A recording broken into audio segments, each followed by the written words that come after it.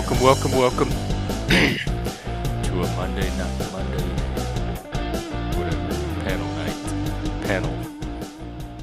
There's no nights. It's daytime for some people. I'm trying to be more inclusive. Anyway, hey, welcome. I'm here. It's open panel. Let me get the light on. The link should be pinned. At least I thought I pinned it. I know I stuck it in there.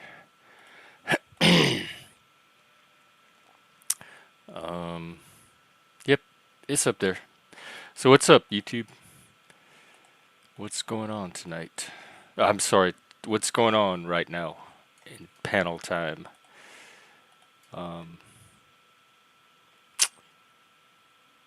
Just looking around at who is a streamin'.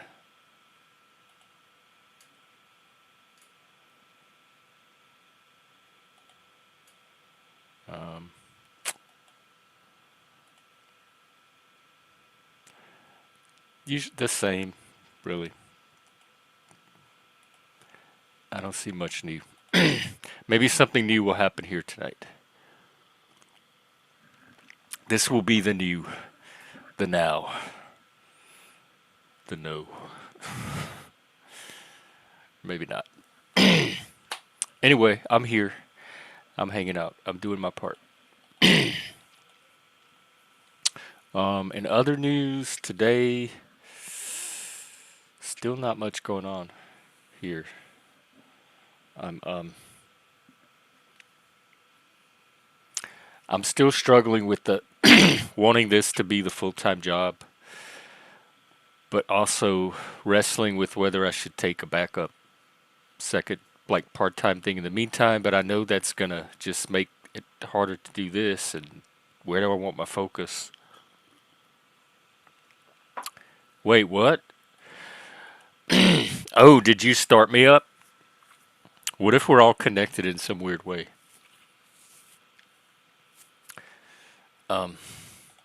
Yeah, here I am. I hope it was. Hopefully, you were thinking of something good that the starting would signify, and not like something bad where. Of course, you're here so often, I just assume. Even my haters, if they're showing up every day, there's something about me that's bringing it back, even if they hate me. So it's not like a negative thought, like, oh God, I wonder what that awful Jeff person is doing. Oh, look, he's streaming. Because that wouldn't make sense. It would be more like, I wonder what's going on in Jeff's channel. Oh, look, he's streaming. Of course, never mind. I'm going to stop it there. Oh, so maybe you caught me. Maybe we were thinking of it at the same time. And like some kind of spooky mental action at a distance. Hey, Plasma.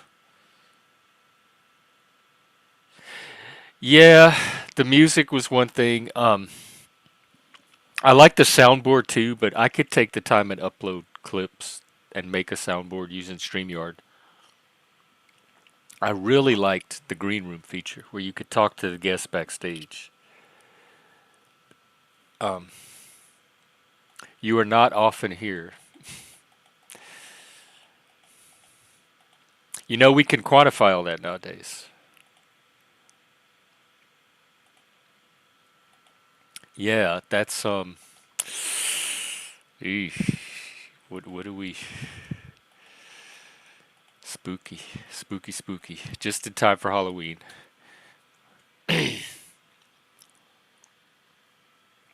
Yes, we do. That I say that all the time, that people have similarities and differences. We're a Venn diagram. We overlap because we're all human. We have the same human endowment, organism, this, genetics. And we have our differences, our cultural differences, our biological, neurological differences.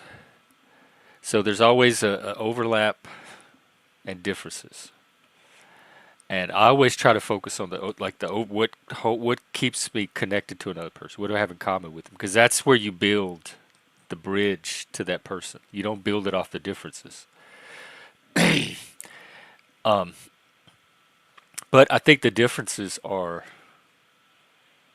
valuable or can be, I wouldn't want them to not be there. But then sometimes, like, two humans can be so differentiated from each other, either culturally, biologically, like gender, um, that that's where you get into theory of mind and double empathy, where the the way their the psychology and the way their mind works and the way they picture other minds is so different from your own. But even there's bridges. Like I still can communicate and be in a community with women, even though there's all these differences between us. Our straight people, our Christian. It surprises me how much I have in common with Christians, actually, to the point where I'm even a satanic Christian now. I guess the next step is Christian Satanist. Or I guess that's what I am, a Christian Satanist. The next step is satanic Christian. I live at that threshold.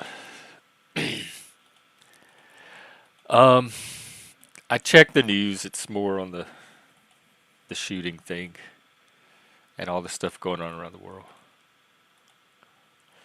I was interested in that telegram guy where they arrested him in France, but it kind of dropped off. I didn't see too much more about it. I know that he like can't leave France or something, and that it had something to do with what his platform was being used for, and he may or may not have knowledge or be part of that. But I was curious to find out the details. I mean, I guess I could Google. I'm not used to having to seek out the news, though. I'm used to having it come to me. Isn't that what the algorithms are for? It brings you the news that you want to see. That's why I like these panels, because it's human. There's no bots, advertising, algorithms, unless there's like patterns in the way we interact. That could be like a. Are there natural algorithms that form organically between people? The crowd. um, you mean the comment, the chat crowd, or the actual panel? Man, if you think this is too much, don't go back and watch some of the past streams. I think this is like a nice change of pace.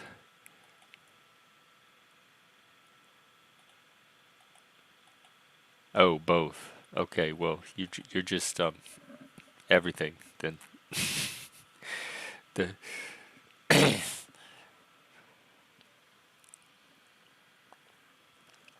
the field of what's on your nerves is very broad.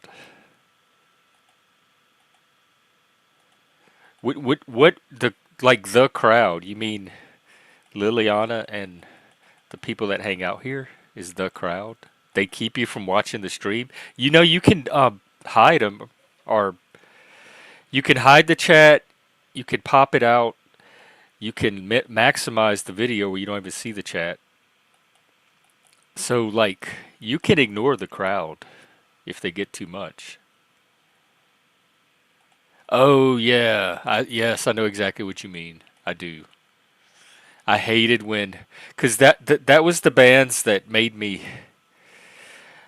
I didn't choose the bands I liked, but I always gravitated into ones that were more underground, less mainstream. You couldn't always buy it at the music store at the mall. Sometimes you even had to special order, or get this, imports that you could only buy. Like only the record stores in the really big cities could get the imports. But I had this whole record store network. This is before the internet, because I was such a record collecting nerd.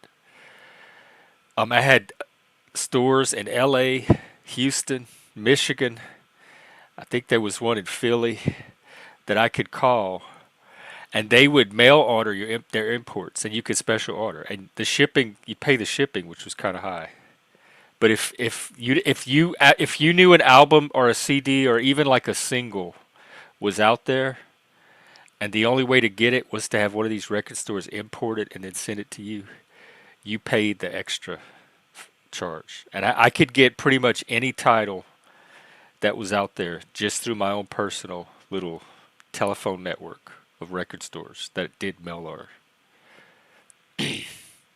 So, yes, I tended to have all the music before everybody else discovered how good it was. Because there was a reason I wasn't listening to their music, because my music was better. And eventually they discovered that, but then by the time they did, it wasn't special anymore. And then I looked like I was just part of the crowd. And so, but I was always finding new, because I kept on that cutting edge. Like I would go to the local record store because they sometimes they had different sources and it could carry more alternative type stuff. And I would ask them what the latest. And the guys there, they were like older, young, like 20s, young adults, guys, music nerds. They actually listened to the records, so they were music geeks like me. So you could go there and they could tell you all the latest trends. And they would get like promo stuff from the record companies that you could sometimes listen to in advance. So that was a good way to find out cutting edge music. And the other place was hanging out at the Walden Books in front of the magazine rack. You could stand there and read magazines all day long, and they didn't bother you. They You didn't have to buy them. And I would read the music magazines, Spin, Rolling Stone.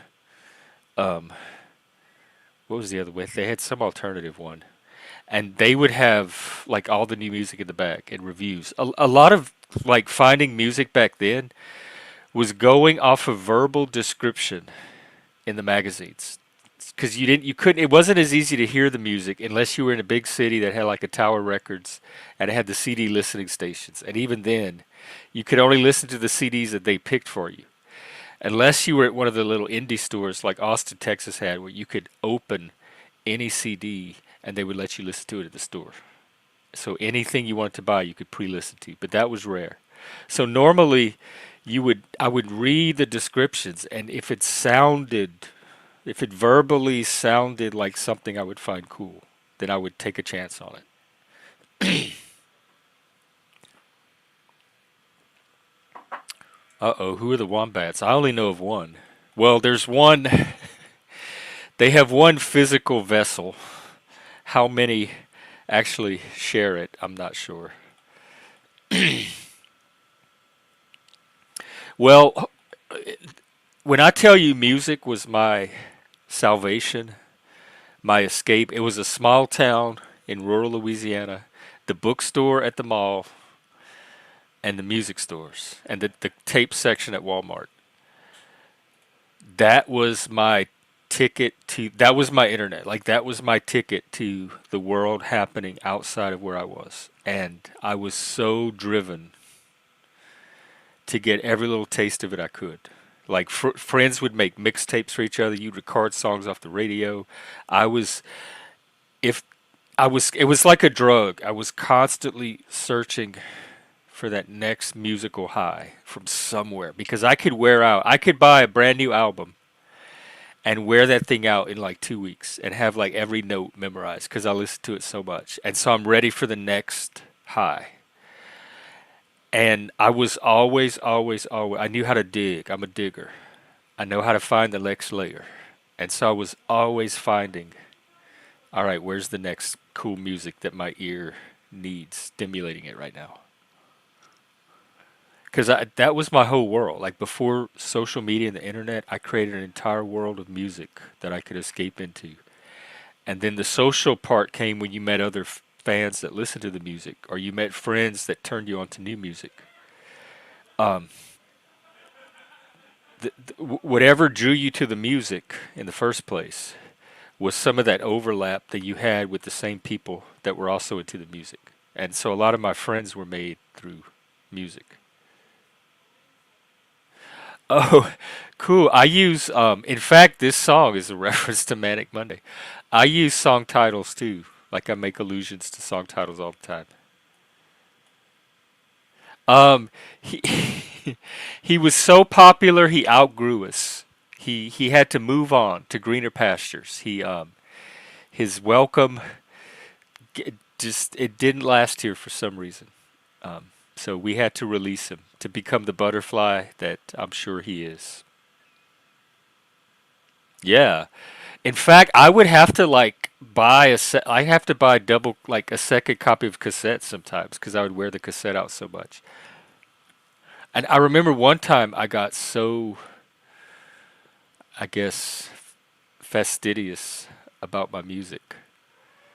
Um, I actually bought two. This was in CD. I bought two copies of my favorite CDs, and I had one because they had the long boxes, and I had one copy that I kept in the long boxes, and I didn't open, and I just kept to collect. And then I had a second copy that I would listen to, and it could be taken in and out of the case and put in and out of the CD player, and I didn't have to worry about messing it up. That's how into my music I was. Hey, me, Meg.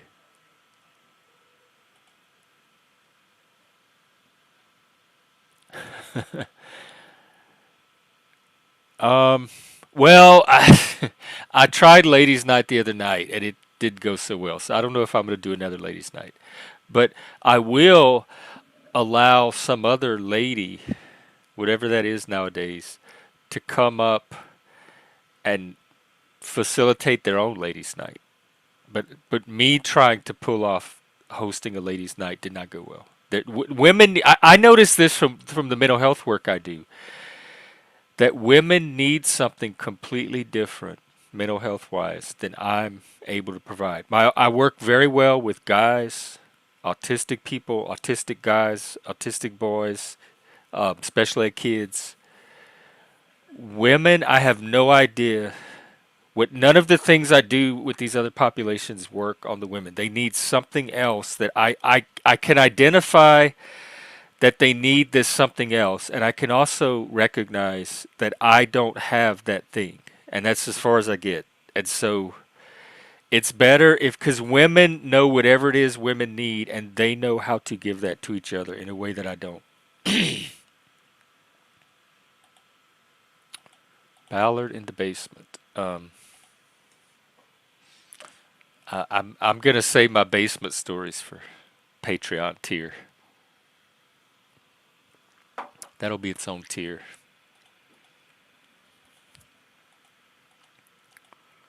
So, and I know that Liliana streams and hosts panels, and everybody has their own style, their own target audience, etc. And mine really from the start has been men, first and foremost, and neurodivergent men. Although I like a mix. And you know where who really knows where the neurodivergence ends and begins? Um, or nowadays where the male ends and begins. And so that's the population I work best with. Plus, it's a very underserved population, especially in today's mental health climate. Um, the APA put out those guidelines on men in 2017, I think, that were just awful. They stick toxic masculinity and stigmatizing just being male. Um, I, Men are in a bind because it's hard enough for them to reach out for help, like mental health help in the first place, and it's so stacked against them right now that when they do reach out, they're likely to have a negative experience, and then it's just going to perpetuate them, um, like re-entrenching in the stoicism, and I don't know.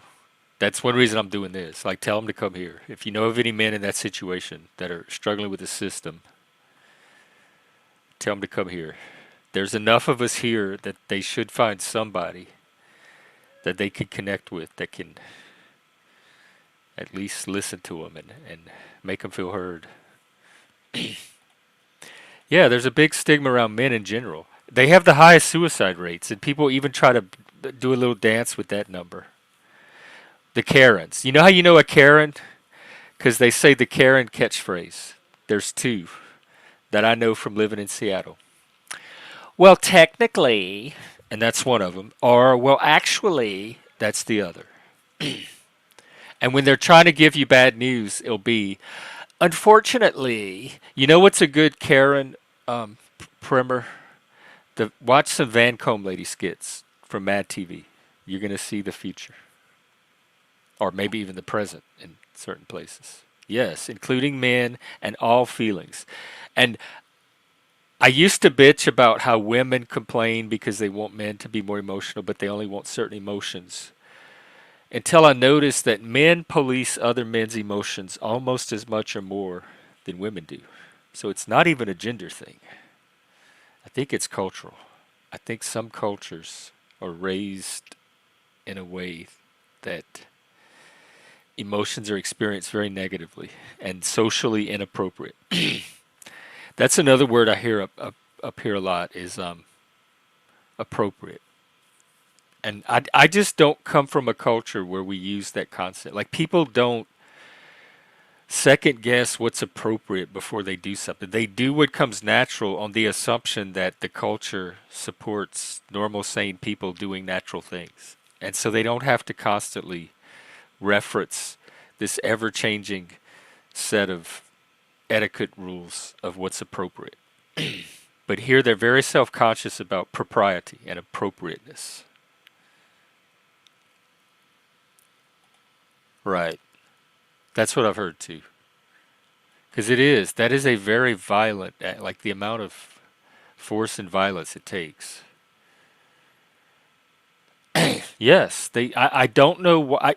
Again, it happens on the Panelverse all the time. And I see it, and I watch it on streams. But I can't figure out why they do it. Like, what is the male interest in policing other males, other adult males, their emotions? Like, why are you? What is that social influence? Social. It's not quite engineering. Yeah, I really have no, and in certain cultures because we certainly don't do that.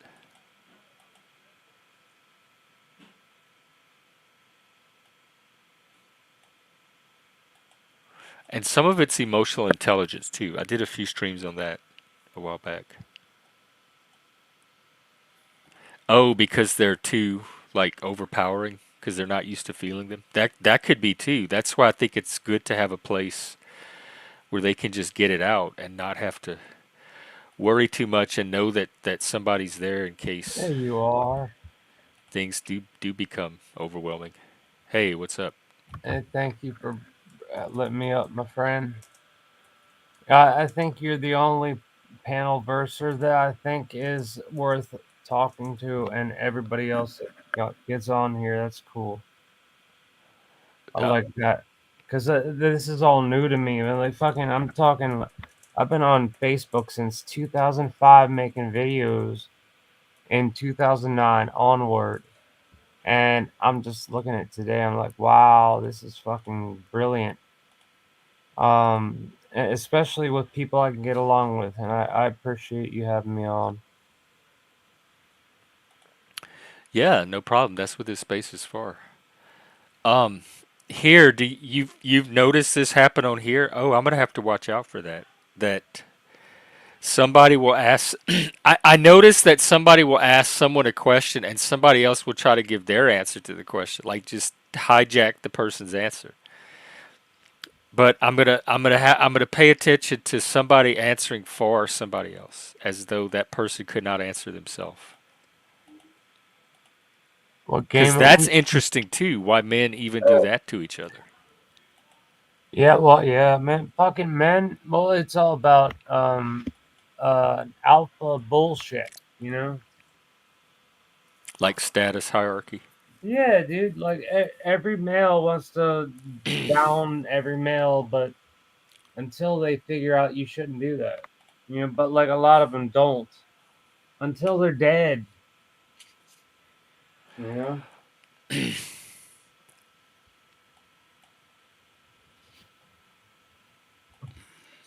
Do you know what I mean, Jeff? Say that again. Dude, did you know? Can you hear what I'm saying? I don't know if you could hear what I just said. Yeah, I was watching the chat at the same time too. Oh yeah, yeah, that gets distracting as shit. I had to plug this thing back in, man. It dies in like a heartbeat. There were times we were on. I was on your stream and it's died. This fucking laptop because I didn't have it plugged in. This thing is like fucking pre-war, man. It's got like a fucking a CD-ROM drive in it. It's just like that doesn't work. And it's not mine. It's just something my dad picked up because I was out of a laptop. And it was a refurbished like. God, it might as well have been from the '90s, but it's not. It's probably from like 2015 or something. Here, quit putting words in my mouth. I never said that. Women What come up here all the time.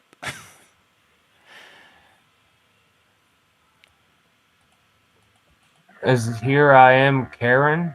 Is that her? Um, I, I don't even know their gender. They may be a Well, Karen, I and you mean, can have male Karens. That's another thing I want to talk about. There are male Karens out there. yeah. Well, Darrens, I think we're calling them.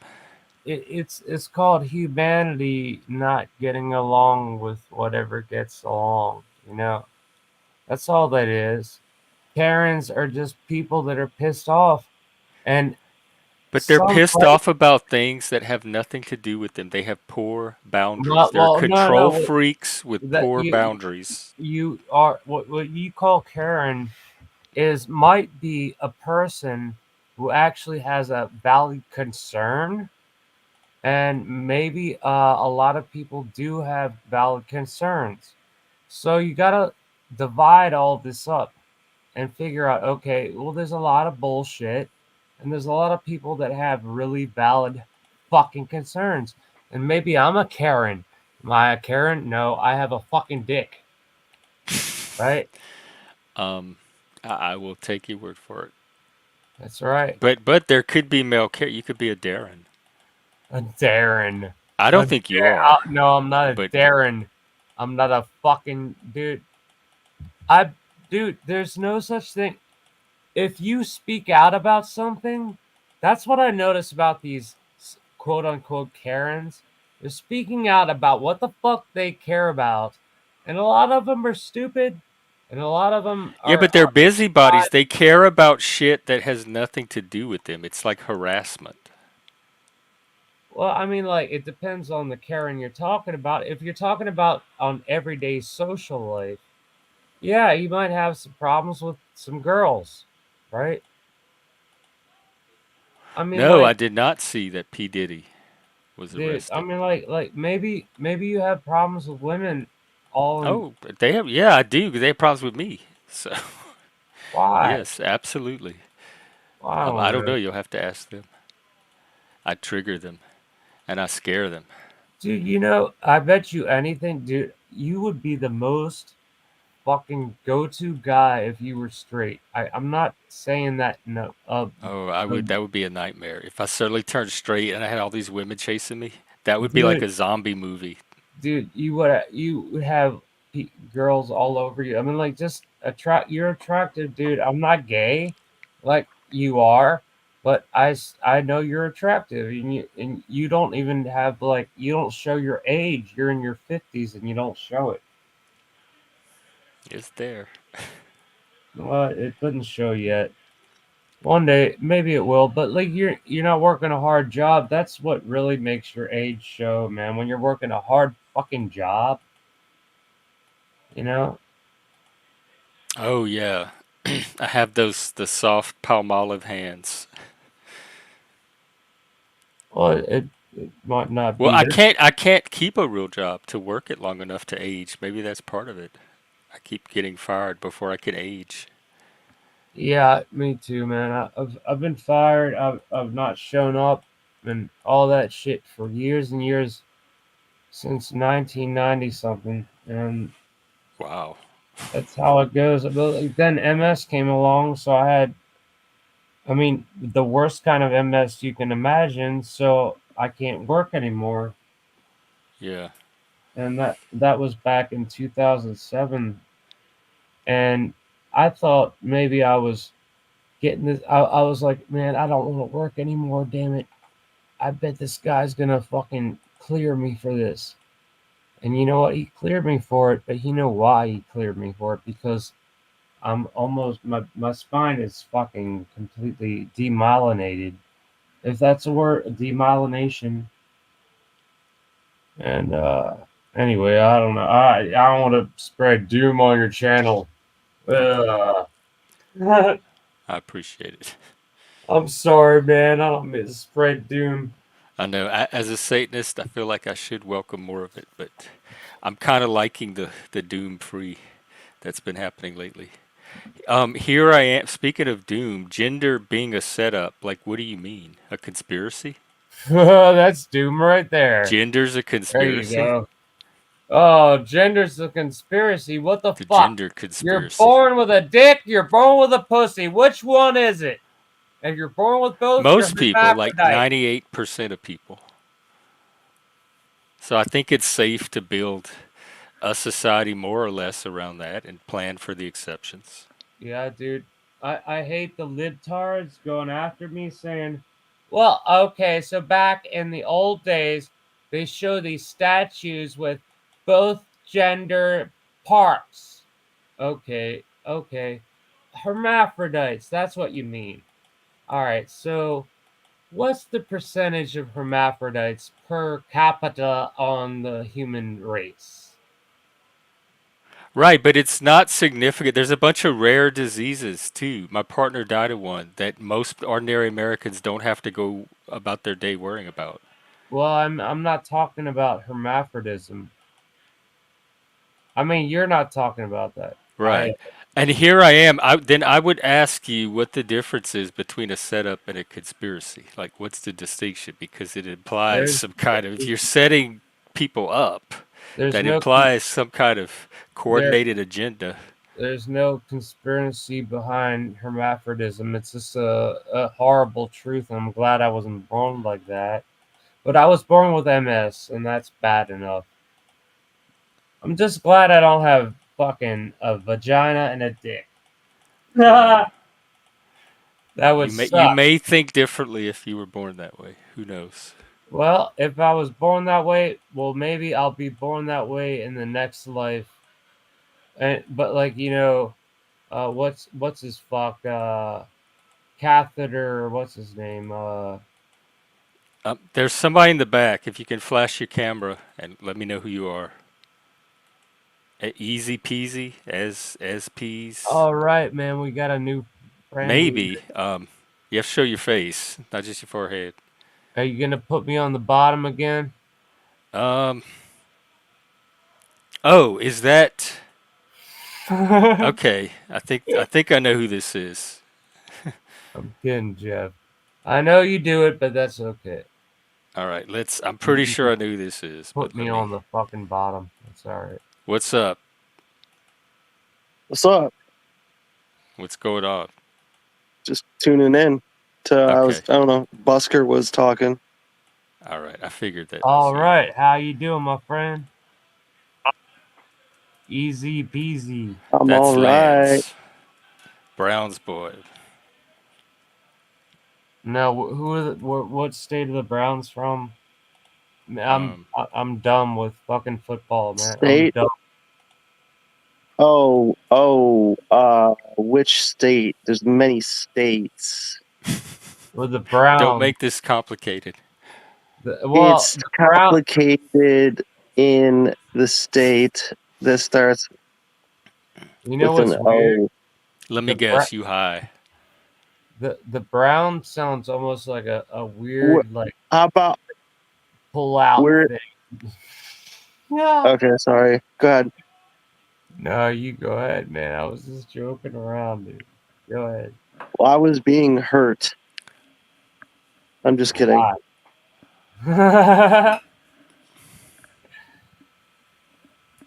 Why you hurt, So boy? what's up? Are you at your house? I guess you are at your house.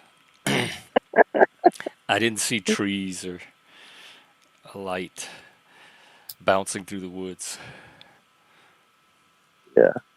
Oh my God, I can't stand him. Sorry. Hank was Hank was trying to get a debate with him. I I don't think it's gonna happen, but Which one was this? Man, I want to see Hank in a debate with uh at fucking El Diablo, fucking what's his fuck? I want Oh, to see him El have an Perro. argument. yeah, Dude, fucking, he's a directly. narcissist. He's the biggest narcissist there ever was, man.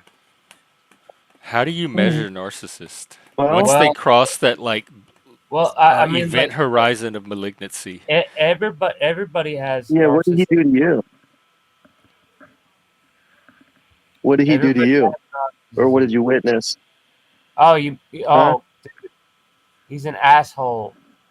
I Yeah, hang yeah. out with But in on, what way? on his El Diablo. I hang out on his what the fuck, King Steven. I hang out on his Right, right, goddamn right. streams. We have a great time. I thought it's fun, but I went along with his. I feel really awful because I was laughing at shit he was laughing at. I feel bad about that to this day, man. Fucking, but also he banned me off his stream because I got on a stream with fucking Chalk Body Outline. Do you know who he is? hmm CBO, yeah. Yeah, I really I just know him because he was one of the first persons that let me up on a panel like about in 2023, I guess.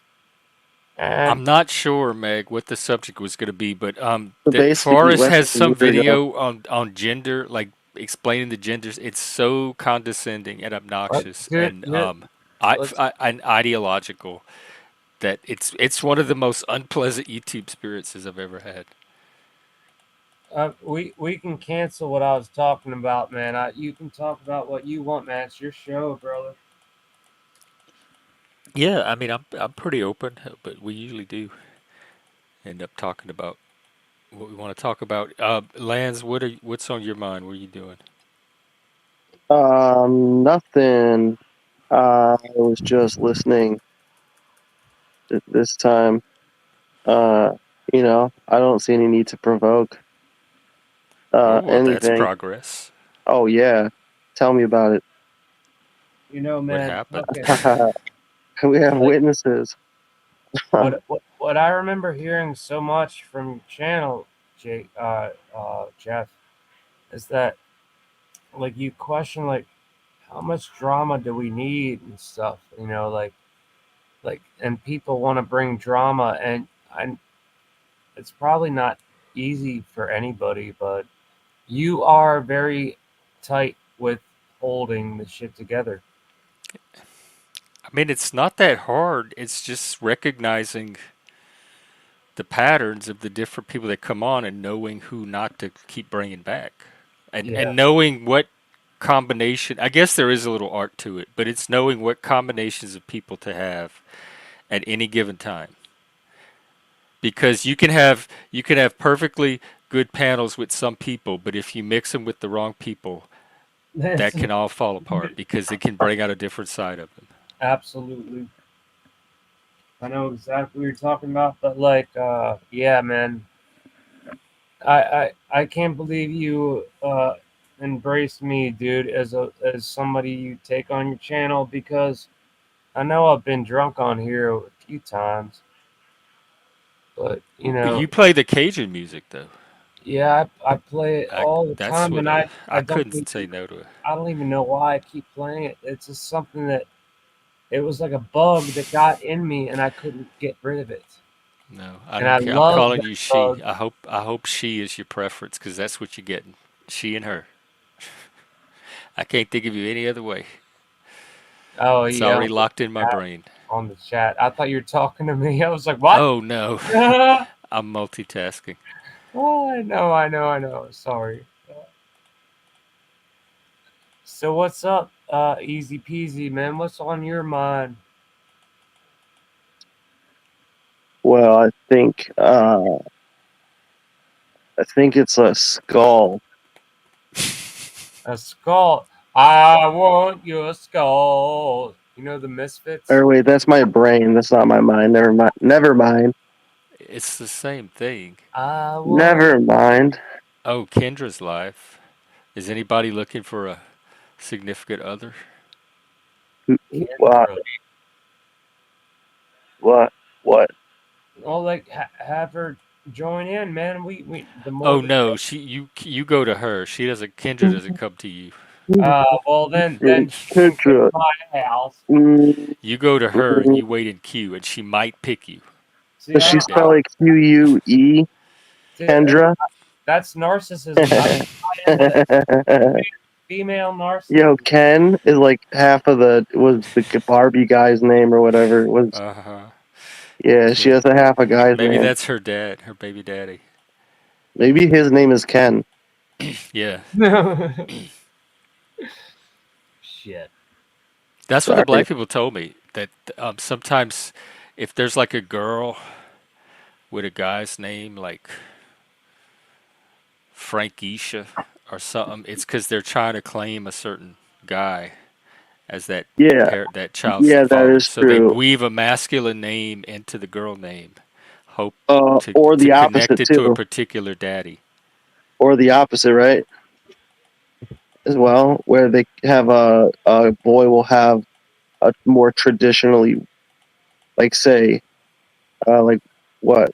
Like I'm not saying like Danielle or anything like that, like but like I'm Daniel. not saying Kelsey or anything like that, you know what I'm saying? But like I don't know God, I hope about there's that no one. one I'll got have me to talking ask my over. people. What is the other app? The one we try. It it limits you to Kelly's six one of hours. them. That's my big bouffar with it. And there was something else that I didn't. That Streamyard did better. But it had some features that I did like though. But the audience is preferring Streamyard so far. The little bit of feedback I did get. Hey, I figured out how to actually buck the entire system from an international level. Oh, It okay. wait, hold on. I forgot it. Well, you can't forget this. It's Hold pretty on. important. Buck the system Shit. Oh, I from an named my international level. kid the International Monetary Fund. I name Do him you that as have a a kid to corporation. name, or are you gonna have to And go then get I one? own it. Hey, untrackable. There's plenty of children. Oh, is it gonna be your kid, or you just gonna go? Don't worry about don't Oh, worry go about my the don't worry about my details. half jokes. All right. I'm okay. I'm fine. I'm good with that. Hey, untrackable. Hey everybody. I What's hope up? everybody's having a good evening. I certainly am. How are you? Just another day down, I guess. It feels like a Friday for some reason. It's only a Monday. Yeah. That's a. Your kid is gonna get so. No one's gonna want to be called yacht on the playground. You're a linguist. You know better than to Yeah, name your yeah, kid yeah, yacht. yeah.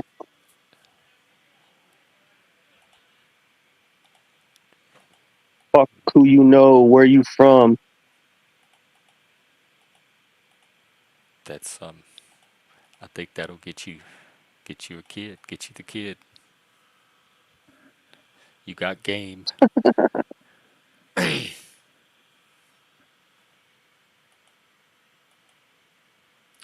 All right. Well, what's Hey Jeff, happening? Jeff. Would you play the song that I did with the bow-legged gorilla? It was the Chupi two-step, a traditional Cajun song, and this guy doing beatbox over top of it. And I met him down in Phil's Point when I was busking. You want to play that, dude? Would it be all? Um, put the link and I'll listen to it and I'll see if I think it's gonna give me a copyright. It ain't gonna do shit, man. Yeah, Fucking but you never know at YouTube, so I won't preview it. dude, I don't. The YouTube cannot dissect Cajun songs. I Nor, believe that nor beatbox, nor it's probably beatbox. not even in their algorithm. It's Take been take care here. it's been I'll be on thinking about you. It's been in everything I've been in until I mean, like now is like the best time because it was on my thing for fucking decades, and then now it's on. I made somebody make a video for it. It's kind of crazy because the car that shows up and it's just like a you'll see. Oh no, Jesus. All right, so all right, What did you do today? Untrackable. Uh, I went to work. I didn't want to get up. I got. It was one of those nights. I don't know if you've ever had them where you get too much sleep, and so I woke up at like 12:30, and it was like, okay, it's reasonable. I gotta pee because I had already. I think I fell asleep. I was watching TV. I fell asleep, and it was probably 7:30, 8 o'clock. At night Um, or morning? y- yeah, 7:30, 8 o'clock in the evening. And so for me to sleep that long, it was like, a lot of time. I mean, right now it's 11 o'clock right now, and I'm more used to being the person that goes to sleep at in between midnight and 2, and I have to, get up and do things in the morning. But I got too much sleep. I got too comfortable. Even just being still and asleep started to hurt. So as it was like these, the pee break, and then I woke up at 3:30, and it was like, hey, is it not time to wake up yet? So then I started to force myself. Oh, is it muting me? It's not supposed to mute you. Thank you, Abe, very much. Glad to have you.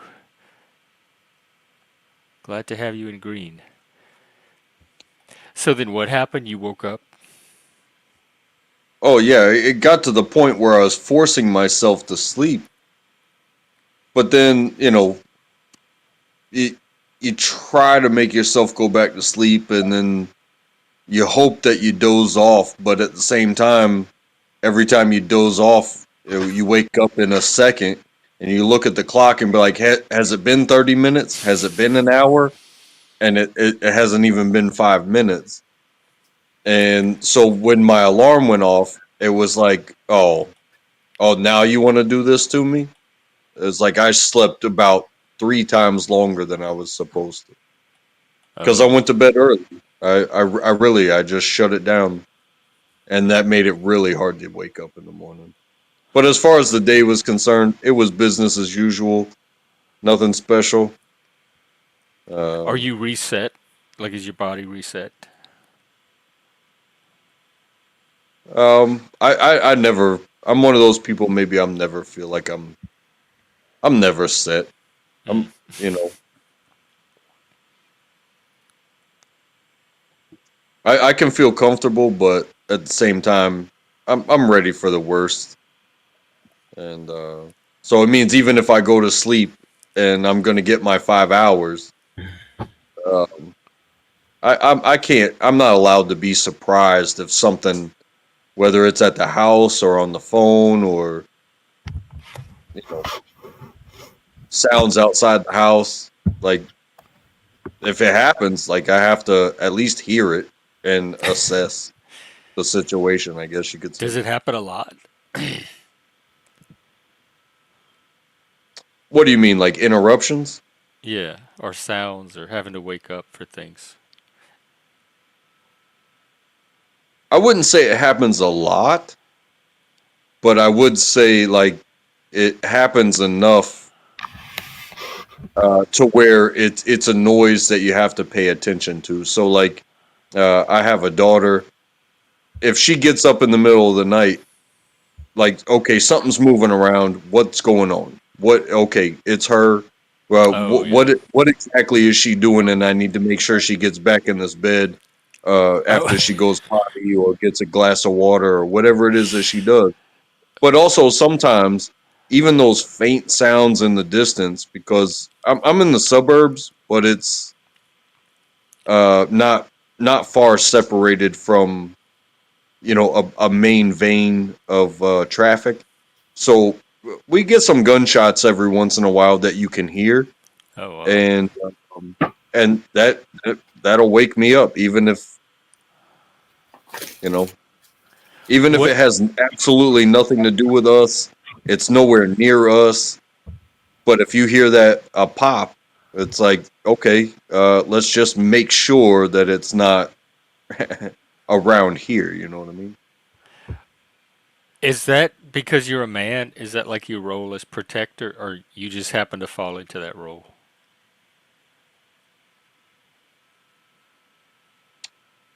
I would say it's kind of how I was taught to live my life, like with a head on the swivel. But I'm also, I think I've told you this before. I'm a veteran, and Uh, and is it because I'm a man? Um, Maybe some of those roles were um directed towards me, and so maybe that helps. Me being a male and a man, maybe. But at the same time, I don't want anybody to have to deal with gunshots, and I don't want anybody to have their child wandering around the house. Maybe sleepwalking. I don't want anybody to have to be scared for their life or the life of their loved ones. And when I hear it, I move, and that's just me, I guess. wow. Well, I think It, we it, need. I'm glad it's we not. have people like that. Yeah, and it's not always like it's not every night. You know what I mean? But at any moment, like I could roll over and pop my back, and it feels so good that now I can't go to sleep because now I feel like I can get up and go do chores, but it's 2 o'clock in the morning and I have to work the next day. So it's like I can't use my good feeling to be productive. But at the same time, I feel too good sometimes to go back to sleep, and it keeps me from sleeping. Yeah, sabotage. I've tangled with many a mama bear before, too. You're right. I say that too. That's why when they talk about men being the protector, I'm like, I know many women that if you mess with their children, you will see the same side. You will see the same kind of protecting. Yeah, all the genders like fucking meld, but like at the same time, originally it was men that took the goddamn helm and the fucking helm of the ship. But now it's a different time, so we gotta let all the women do everything. No, we don't. No, well I hold that's them to the same standards that I held them in. If they can keep it I know that, but at the standard we had, the new injected bullshit is, oh, women can do everything men can, but they can't, you know. But like they don't know that they can't because they're told they can. It's all bullshit. Well, I would put it like this. At least I can speak for myself in my situation. Is let's just say my wife's the one that wakes up and notices something and wakes me up out of my sleep and says she heard something. I'm gonna do due diligence and I'm gonna Of check it course, out. of course. I'm not saying that like women don't know their shit, but I'm saying like in the arm, like the well, look at the motherfucking chicks that took care of Donald Trump. I mean, it's just like it shows how like I mean like maybe it's just like a act to show how stupid we have it. We have a guy who wants to be president who has a bunch of little tiny little children, women that can't even put their gun in their holster. Oh yeah, okay, that's not an act. I don't know. It's an what? act. I mean, fucking fuck all of them. I'm apolitical. I've been that No, way. I get. fucking.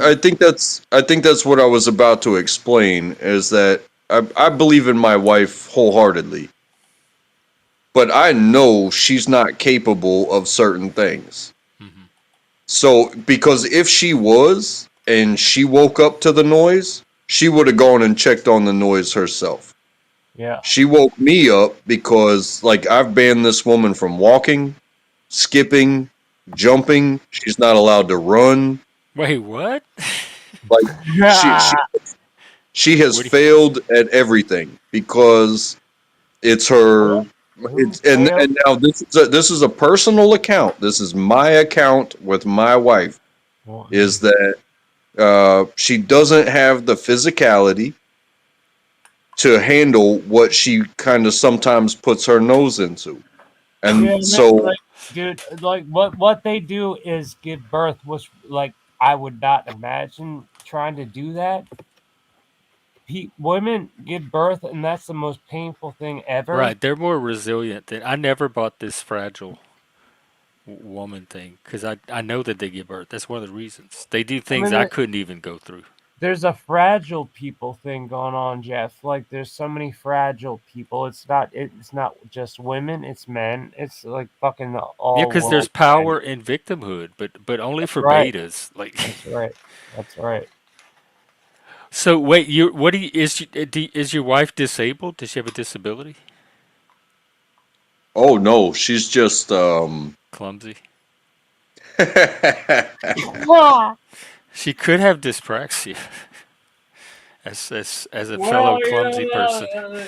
thank your God that she wants to hang So on. what do you said you don't let her run or walk or jump or do all this other stuff. What do you mean? Like, I mean it's a joke, but oh, it's okay.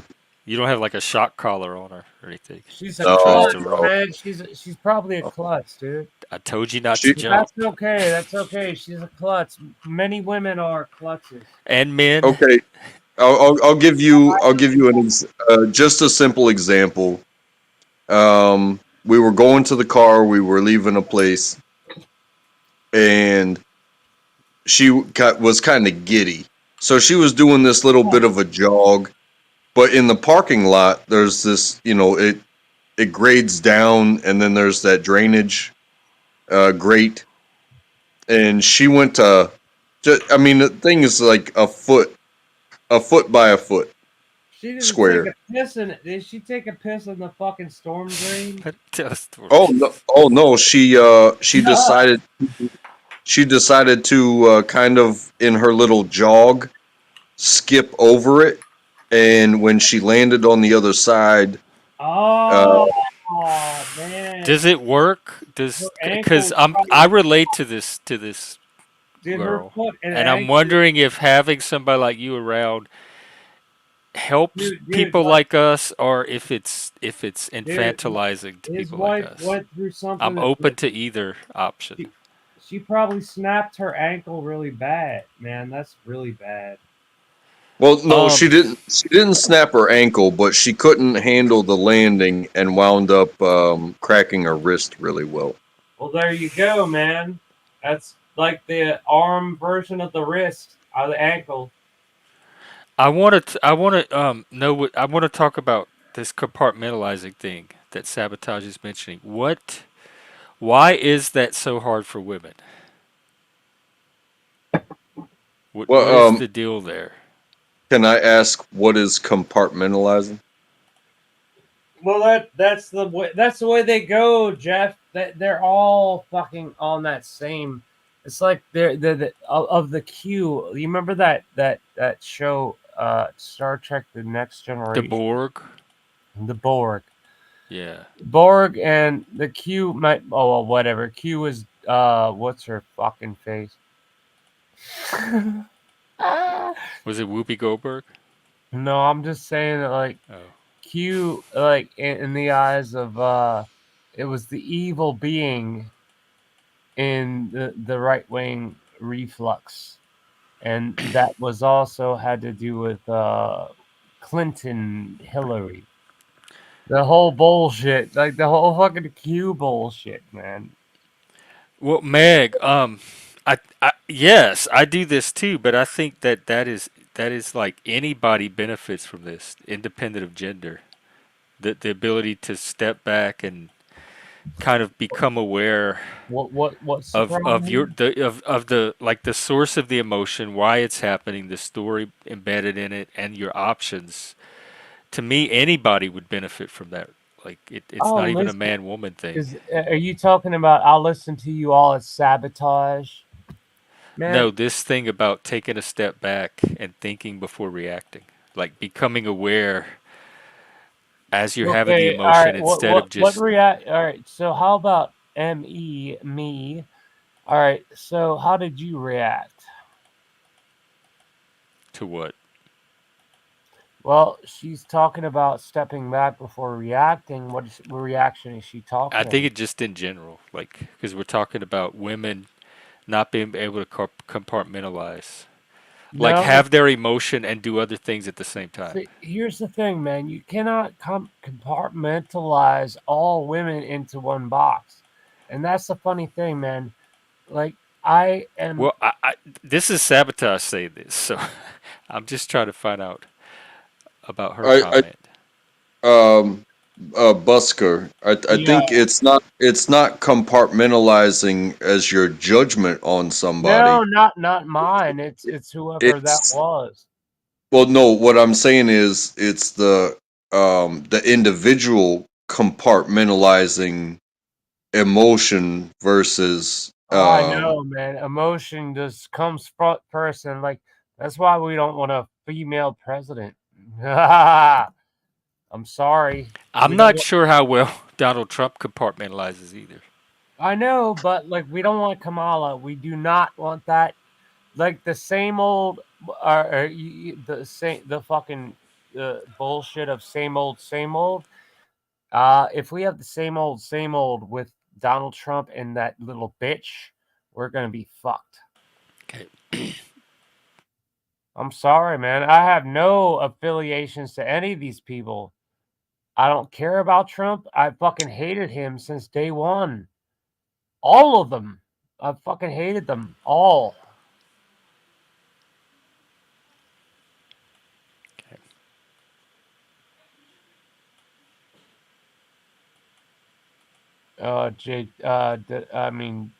Jeff, did I blow your mind? No, but I can tell this is bringing up a lot of strong emotion in you. So No, just keeping an I'm eye on talking, that. well, I mean, you wanted some, I've watched a lot of your videos and you can't tell if you want drama or you do or you don't. No, I don't even consider this drama. This is you It's getting your my feelings drama, out dude. about politics, whatever you think about politics. But you I just don't have give a a lot of fuck. hostility, it seems I'm like. a politician. I might they People might call me political for leaning a certain way on a certain subject. I don't give a fuck. I'm a politician, anti-politician, and that's the Yeah, way but I've I'm been saying you since I sound was a. very emotionally invested tonight when you I talk. have There's been there's a since I lot was of a. anger and hostility that comes out. Well, I'm just saying, like I felt this way since I was a teenager. Have you been drinking tonight? Is that what it is? Well, I mean, I've been drinking a little bit, but it's not like I'm off the wall. That might be Man. what it is. The alcohol's bringing it out more. Well, I mean, like I feel this way all the time, man. You Hmm. can't put it on alcohol because I do this all the I know, time. but it doesn't always come out with this intensity. Well, I mean, I'm sorry for the intensity. Sorry for the intensity, Jeff. Well, I'm an intense person too, so you don't necessarily have to I know you apologize. But are. if it starts to interfere with the other conversations, though, that's I'm Well, gonna have to. I'm sorry if I interfered. Go on with your other conversations.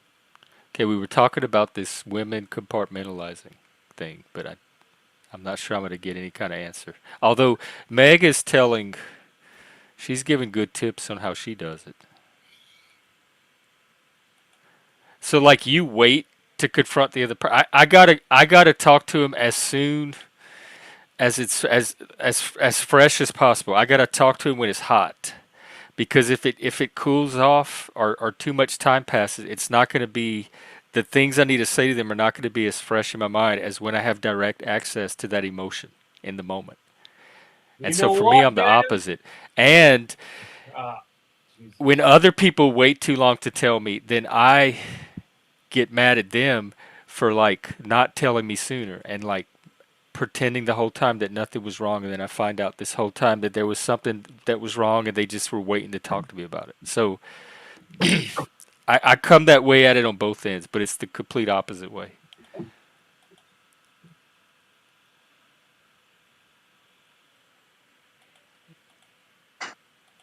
Yeah, I do my I have a I'm surrounded by noises all day, but I have like a very personal type of role in the stuff that I do. And so the only person I get to talk to for most of the day is myself.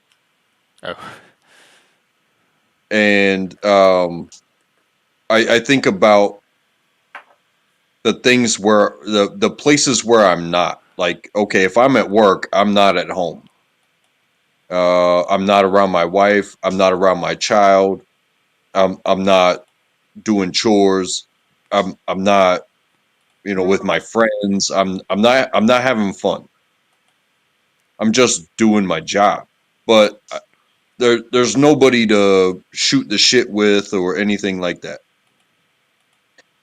And when somebody at work comes and confronts me about something, it doesn't matter what they're breaking the silence for. It could be to give me a T-shirt. It could be to ask me, about operations. It could be the chaplain coming to say, "Hey, man, how you doing? Haven't seen you in a while." Blah blah blah.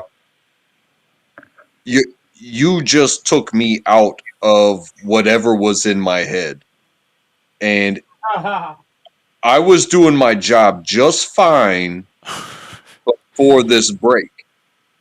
If I can't put what was in my brain in a box, compartmentalize it, and put it on the shelf where it belongs, aside from this break in action, then I'm gonna bring that emotion from whatever was going on in my head to that interaction, and it might be the simplest, easiest interaction you can think of. But if I'm bringing my stress, financial stress, or relationship stress, or fatherhood stress, or property ownership stress, if I'm bringing that to this simple conversation, I'm going to be the intense one unless I can put that in a box and handle this the way it should be handled and keep it in its own box too. You know what I and mean? you're able to There do you that go, pretty man. much. Fuck yeah, dude. Yeah, I've got a pretty good bookshelf. You know what I mean? Oh, yes, I do. And Man, it, I build and I build it every day. Even like when I come on your channel, I respect you. I respect this channel. I respect the conversations we have. I respect the people that I get to meet through you. But I go on other channels and I have to do the same thing, because if I don't, well, then I'll just be whatever box I forgot to close. I Oh, I might I might be that uh, here, and uh, I don't want to be that here. I want to keep you. I'm not. I'm going to keep myself in a box that I create for when I visit your channel. I'm not going to put you in a box. You get to be whoever you want to be. You get to do whatever you want to do with your channel and your life. But when I come up here, I'm going to try to close yeah. all my boxes and thank you for having me be part of this box, cuz And I'm here. let out the beard, man. That beard is fucking epic, dude. It's epic. well, I I wish I could appreciate your grow a beard that big. participation here. I just want you to feel like if you ever did need to let some of those boxes out, that you can do that here. Like you're not holding it back just for my sake, and that if you need to get some of that out, that it's perfectly fine here. Don't feel like you're doing anything wrong or messing something up by bringing that here, if that's what you Yeah, mean. man. Step it on again because you're a good guy, dude. You're cool. No, it's just it kind of puts into perspective. Like when somebody boils over, it doesn't matter whether I'm here, there, or the other. All the boxes might come open. You know what I mean? Oh yeah, yes, Yeah, I do there's know. lots of bowling over and on the panel verses. There's lots of bowling over and lots of assholes. Yeah, but some of it I think is what he's talking about. Like all the boxes come open at once. If somebody Exactly. opens the tiniest one of your little boxes, all the other boxes can fly open because of it. Because it's that inability to like contextualize a situation to just the box that it involves. And some of that's trauma because the trauma brain will kind of do that on its own. I've seen so many trauma brains on fucking YouTube, dude. It's fucking stupid. Yeah, I mean, a lot of us are here for a reason. I mean, we're not out in normal society. Well, I gotta We're say, here. man, We're sharing all our there's damage. there's one person you know what I'm talking about. He is a piece of dog shit. You know what I'm talking about. Well, it's I have a whole little Mhm. suspects poster. It could be. It's like a clue game, figuring out which one. Well, it's not too hard to figure out. He's the I can't say it, but he's king of Yeah, sorts. well, that one I spotted very early and left alone. I don't know how. That one wasn't hard to see, so I don't know why people Well, struggled. wait a minute. You know what I'm talking about? Did I Yeah, offend you? I'm sorry. yeah. No, I know who you're talking about. Yeah, But I don't I want don't have drama with that person because I recognized very early.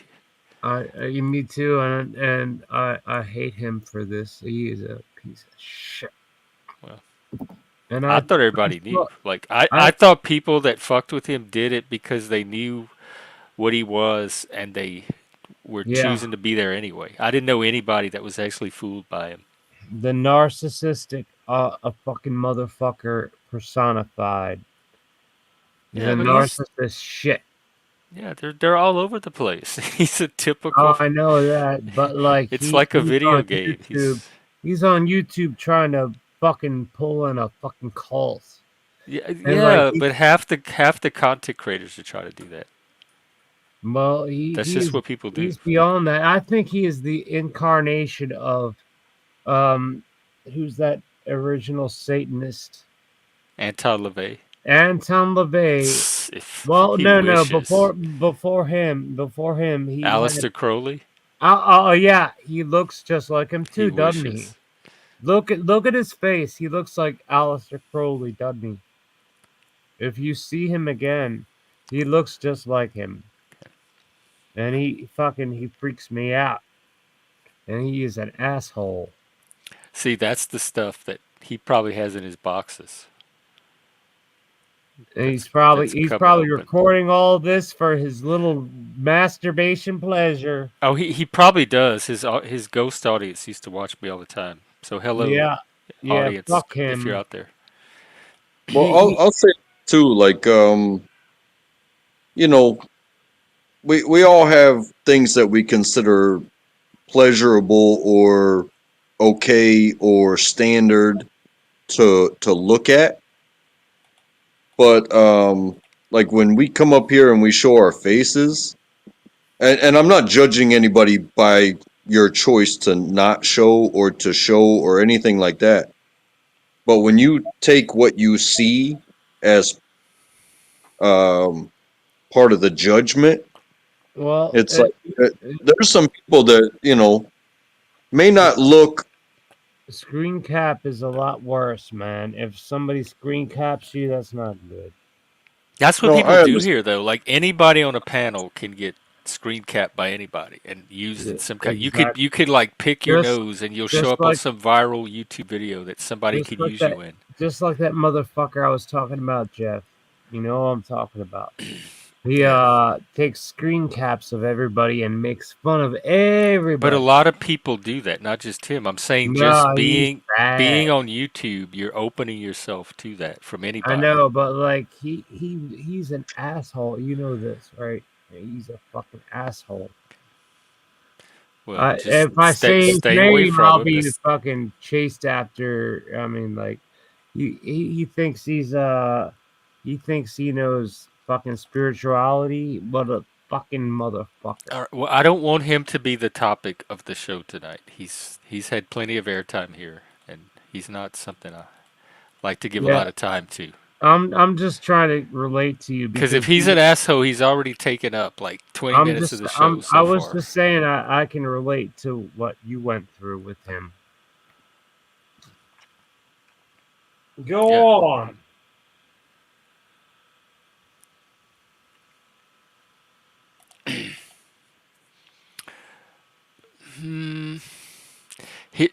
This is where I mean, I'm the same way. I don't like to see people suffering either, but very, very rarely. The first thing I look for in any situation, if it's not like physical trauma, in which case you get a medic. There's people that can specialize in that kind of suffering, but psychological, emotional suffering. The very first thing I look for is in my own and other people's is what is my role in it? Like what agency do I have in this situation? And it may not be that I caused it, but what agency do I have to get myself out of it or find a solution?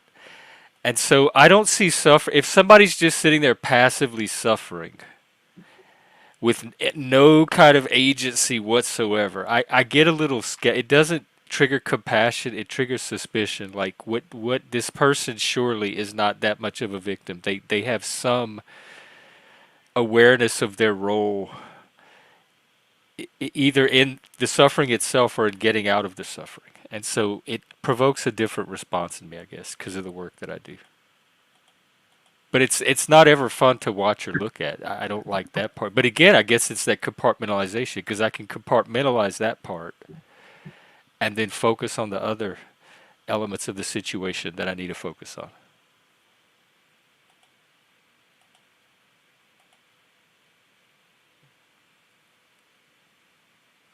Yeah, and that's another part in this compartmentalization conversation that needs to be had about people compartmentalizing their own suffering to where they've put it in a steel box. You know what I mean?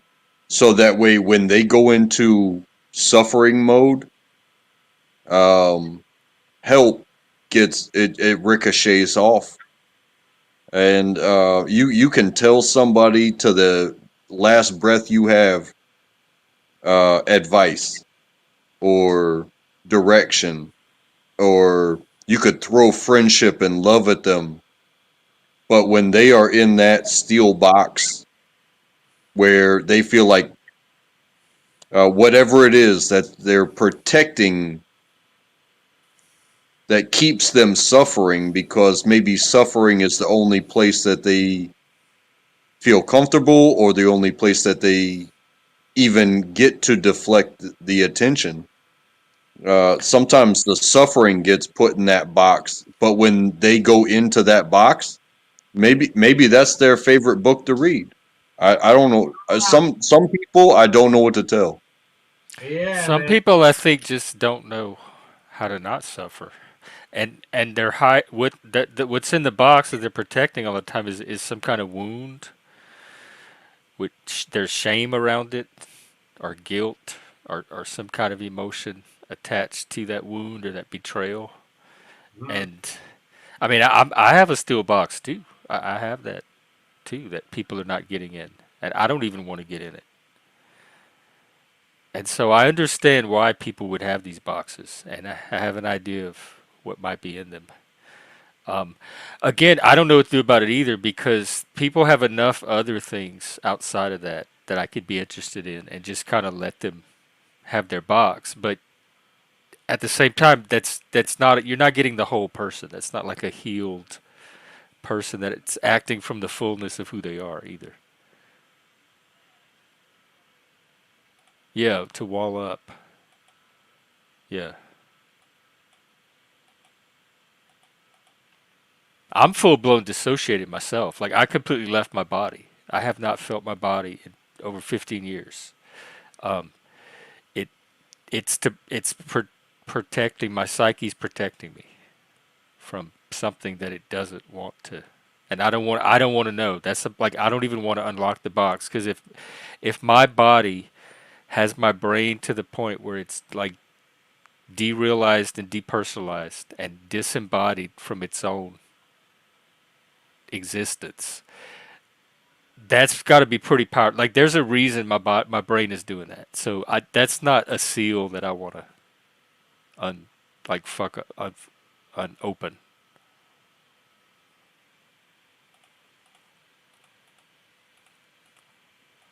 I think I understand you.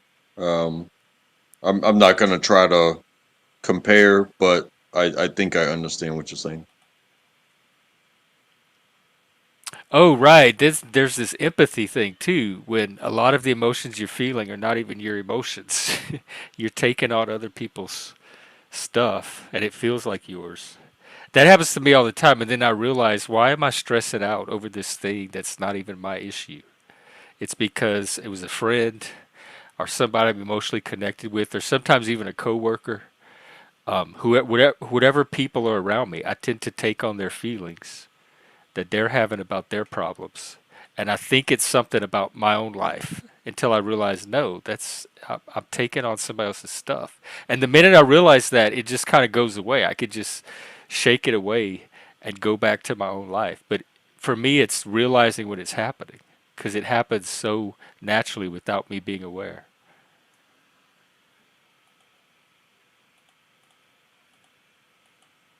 Oh, even after you know it's somebody else. I can still feel it too, but that's the point where I can disengage from it. Like once I know it's not mine and I don't have to process it, I can let it be there and then just it can fall out of my attention tunnel. Oh, okay. What time are you doing that? Let me put her channel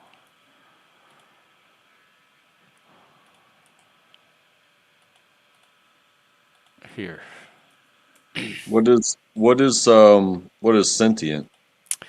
I've seen it used different ways. It comes up in the modern world in conversations about AI, and there's kind of a contrast between sentience and consciousness, or sentience and awareness. Um, but then some people can say like things like plants can be sentient. They may not be conscious or aware, but they have like a sentience to them. And Because so you really have in to look some at the context of how it's being used and what it's being contrasted with.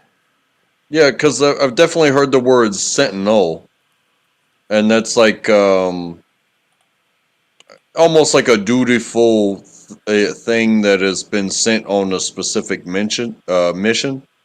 You know what I mean? Like a sentinel Like a guardian or or, a an enforcement of whatever is being enforced. sentience is the ability to experience feelings and sensations, the capacity to perceive and respond to stimuli in a way that suggests subjective experience. While humans are undoubtedly sentient, the question of whether other animals or even artificial intelligence are sentient is a complex and ongoing debate. Hey, Henry, what's up? Yeah, like, well, to me, feelings, awareness is what, like, a feeling's not a feeling till you're aware of it. So it's like when a feeling, when you become aware or conscious of a feeling, but you have the body and you have things like hunger, hot, cold, tingling, you have physical sensations. And then emotions kind of is like the next layer up. And so they, to me, they come from the body. So you're kind of aware of an emotion when your chemicals, your adrenaline, your neuroepinephrine, all that starts going off, and it creates this kind of it appears to us subjectively as an emotion, but there's a physical process behind it. And then, to me, at that point, you have both. You have awareness and the feeling, or of the feeling. I don't see how you can have the feeling without the awareness that you're having the feeling. But the awareness is separate from the feeling itself. But I think it's when you have both at the same time that you have the full sentience, I guess, or conscious experience. Because if I'm having an emotional reaction to something and I'm not aware I'm having it, it's the same as not having a reaction. It's not until I become aware of it that it's even a reaction. So if I'm watching something on TV and it's not doing anything to me, then that means whatever I'm seeing on TV is not, there's no reaction happening. Otherwise, I would be aware of it. And then a scene might happen where suddenly I see something and I start reacting to it. I'm like, oh, that was scary, or oh, that was funny, or oh, I'm excited now, or it's suspenseful. But in that instance that you just explained, um, I would say even taking a second, like that step back that was mentioned, and recognizing, like, take a moment before you react. So if it does touch you, you still have the choice to basically ignore your natural reaction. So if it was like a scare, but it was like, okay, I'm going to look at this, but I'm going to ignore the natural feeling, and I'm going to show the me ignoring it. So like, okay, that's funny. So I'm just going to sit here and stroke my beard. Or yeah, uh, you surprised me, but I'm not going to jump up and scream because I took that moment and I thought about it. You know what I mean? Yeah. I don't think you can, like, the initial reaction just happens. I don't think you're in control of that. But then once that initial reaction happens, you have that moment where you can, like, choose what to do from that point forward. Like, you're aware of it, and then instead of reacting, you can choose how to act in response to it from that point forward. But that takes, like, a lot of that is learned, especially if you don't have a lot of practice of it, like from childhood or growing up. And so as an adult, I had to learn all of that, and I got better and better at it over the years, and now I can do it in like seconds if I need to. Whereas before, it could take days or sometimes weeks for a reaction to stop long enough for me to even get a pause to even have some kind of control of what I can do over it. So I Yeah, think I knowing that you're not at the mercy of your emotions, knowing that there is that pause that you can find that lets you have some kind of agency and decision making power. It is out there, and then having experience of how to find it and having enough of practice with what that feels like and how to get there, like, consistently, I think might be new for a lot of people. But that is something that is learnable.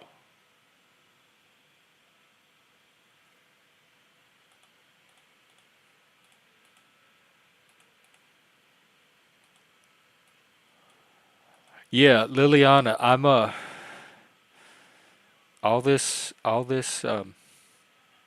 makes sense to me. It's to me, emotions are the physical react, like they are just as much a physical reaction as stubbing your toe or burning your finger. And so I that's why people that stigmatize emotion or moralize emotion, people are not any more in control over their emotions than they are over any of their other physical reactions. If somebody kicks me, I'm in the leg, I'm gonna jump, or my leg's gonna fly out or something, and that's just natural.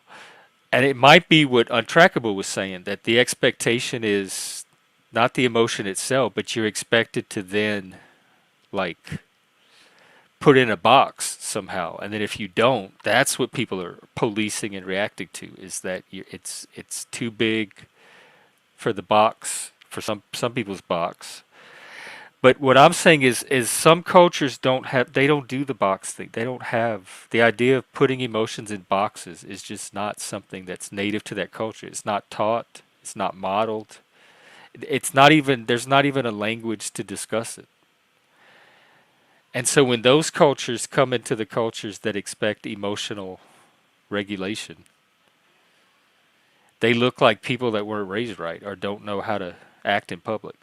But it's one cultural standard being used to evaluate another, and it's making it look like something one thing's normal and one thing's abnormal. Oh, you like visually go through an imaginative exercise of putting it on a shelf.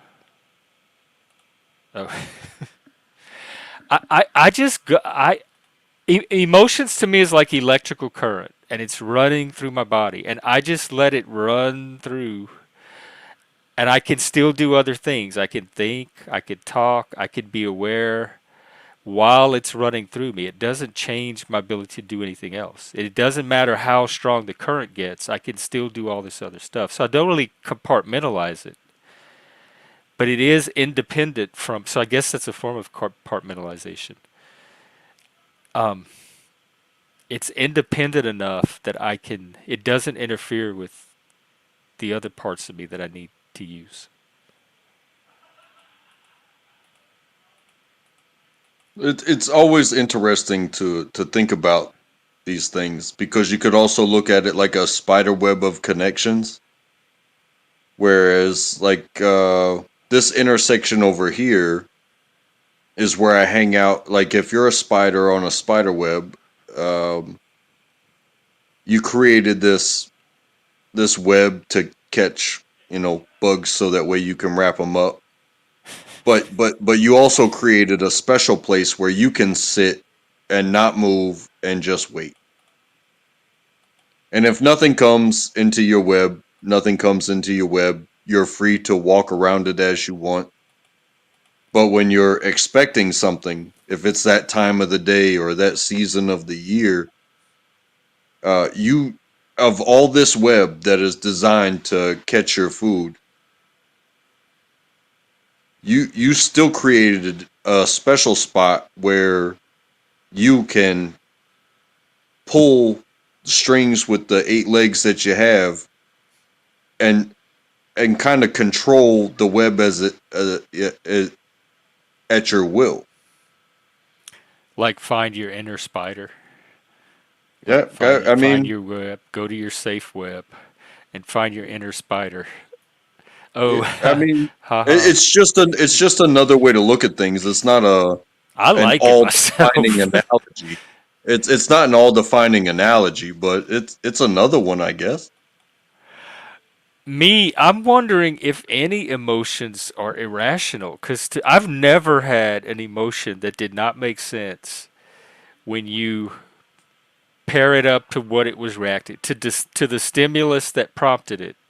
It's the exact perfect emotion at the exact intensity for how that stimulus is being interpreted at the time. I've never had some weird random emotion that just didn't make sense for the stimulus. That they almost always are the most accurate reaction at the time. Hey, can I say this though? As far as the accurate reaction, it as far as the feelings towards what just happened right now, you react.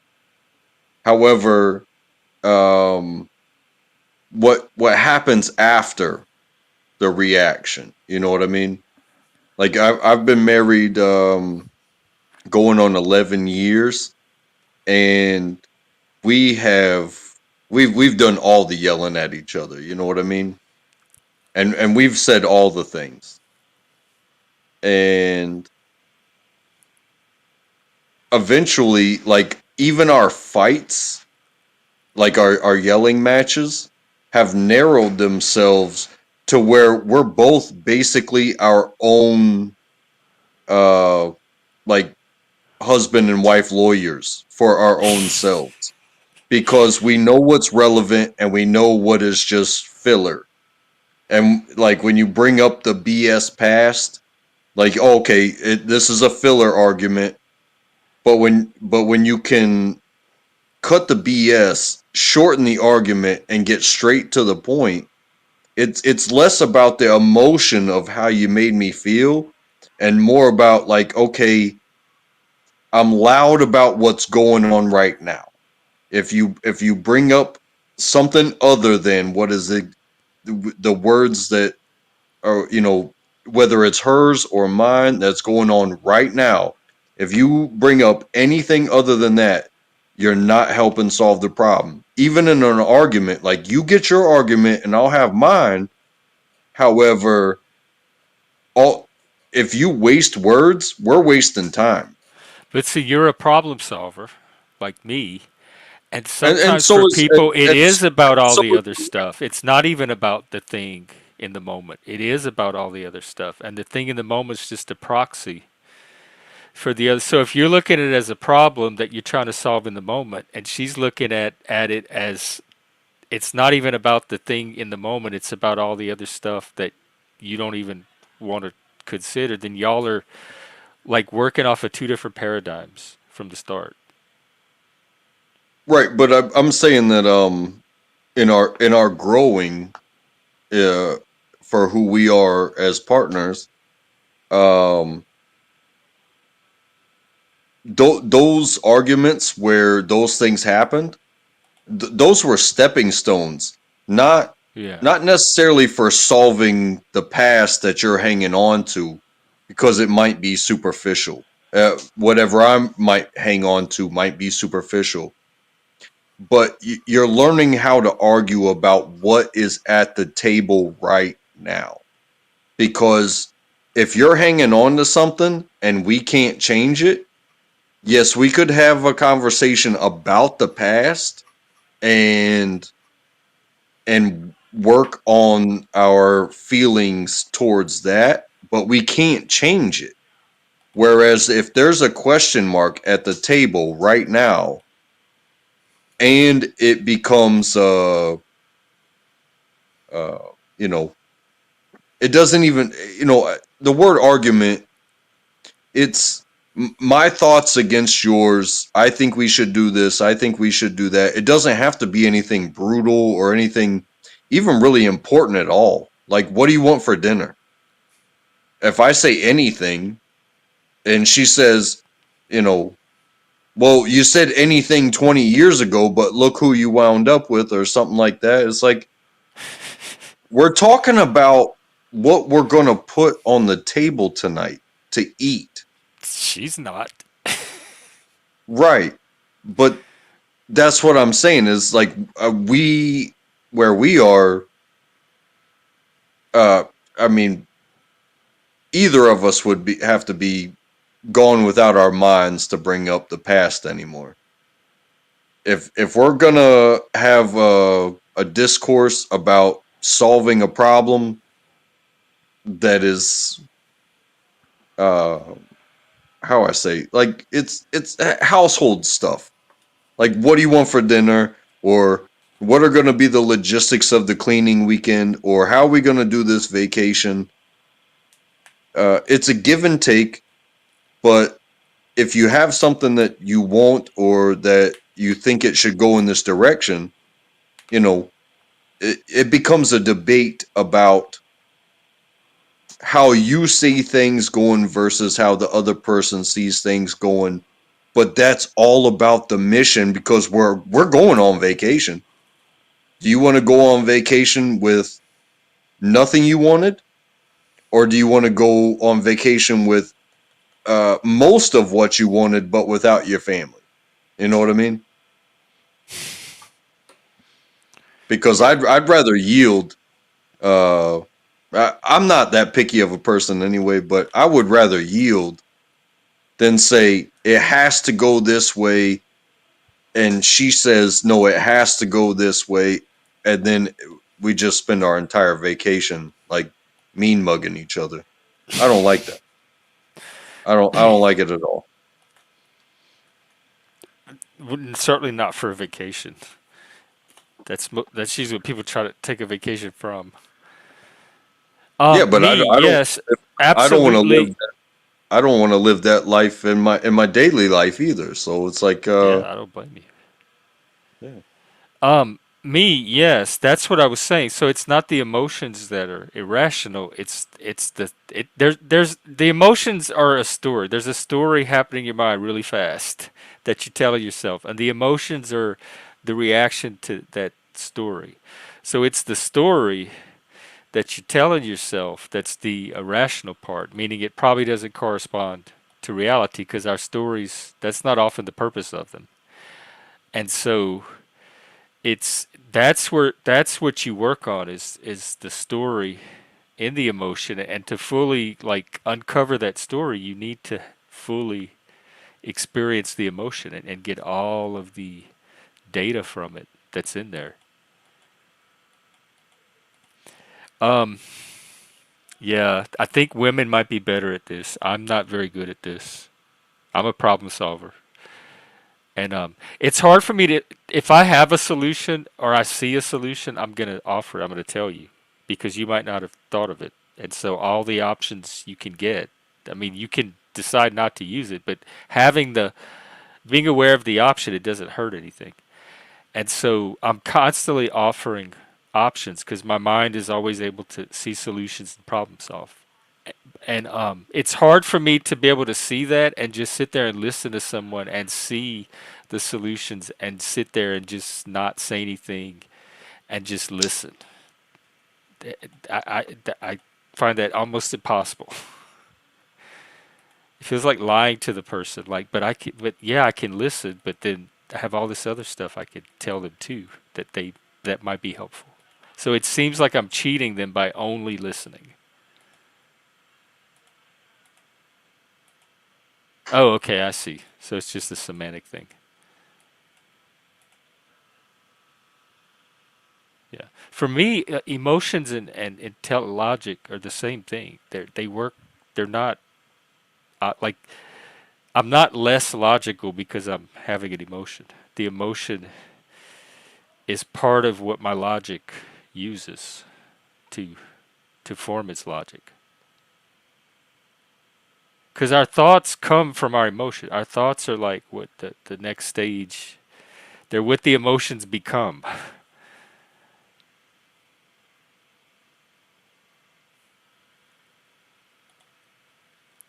And that's interesting too, because just like all the parts of the body, all the parts of the mind work together as a team.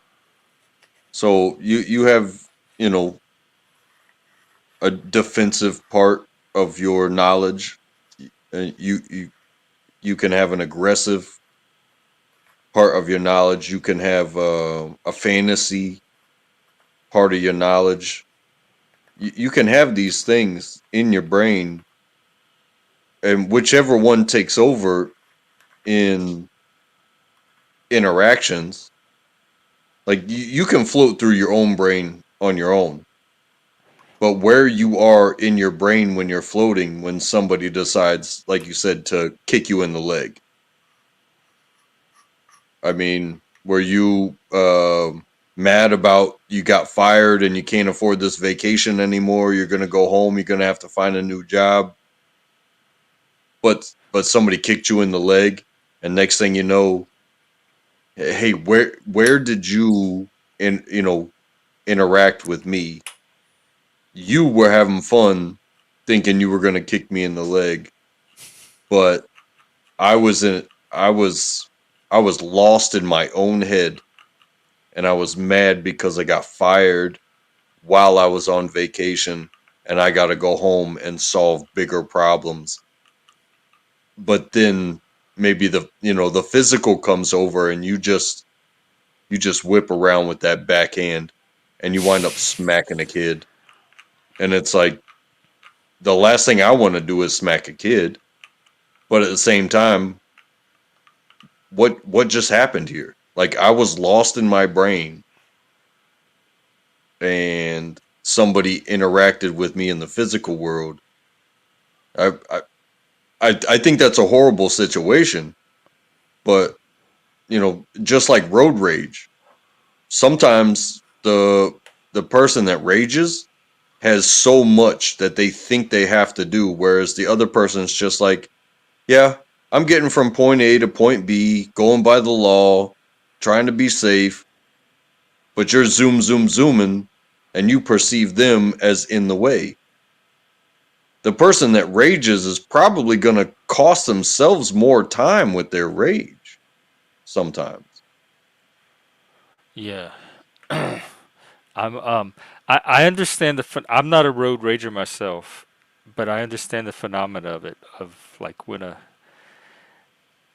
an intention or a will gets blocked or frustrated suddenly and unexpectedly, you could get this rise of emotion in response.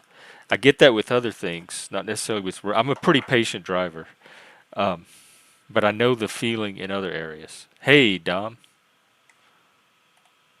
Oh, yeah. Apps. The PTSD is a form of brain damage. The thing that helped me the most was learning the different parts of the brain and how it works in a PTSD reaction. Like you have your amygdala, your hippocampus, your prefrontal ventromedial cortex, and all of that works together in like a system when you're having a reaction. And knowing that process and then being able to like experience it and identify it each time I was having a reaction helped me more than anything else to recognize when it was PTSD, to know what to expect from the reaction. And I could just, it helped me to not freak out and stay calm and just work through the reaction. And now when I have PTSD, when I get triggered or have trauma reactions, I can just very smoothly get through them because I know what they are and I know what my brain is doing. And the whole point to say this is it's nothing mysterious. PTSD is it's just a your brain changes because of the trauma and it works in slightly different ways and it's a physical process that happens when we get triggered and it's nothing to freak out about. It's just a biological process that just got set off that we can work through and get back to our baseline. So it doesn't have to be this scary thing for people anymore. I agree. At least the people around it. Like it's definitely scary for the experiencer, but the people around sometimes they don't always know what's going on, and it can be scary to them. Same with like autistic meltdowns and tantrums, stuff like that. It can all look scary to observers, especially in men.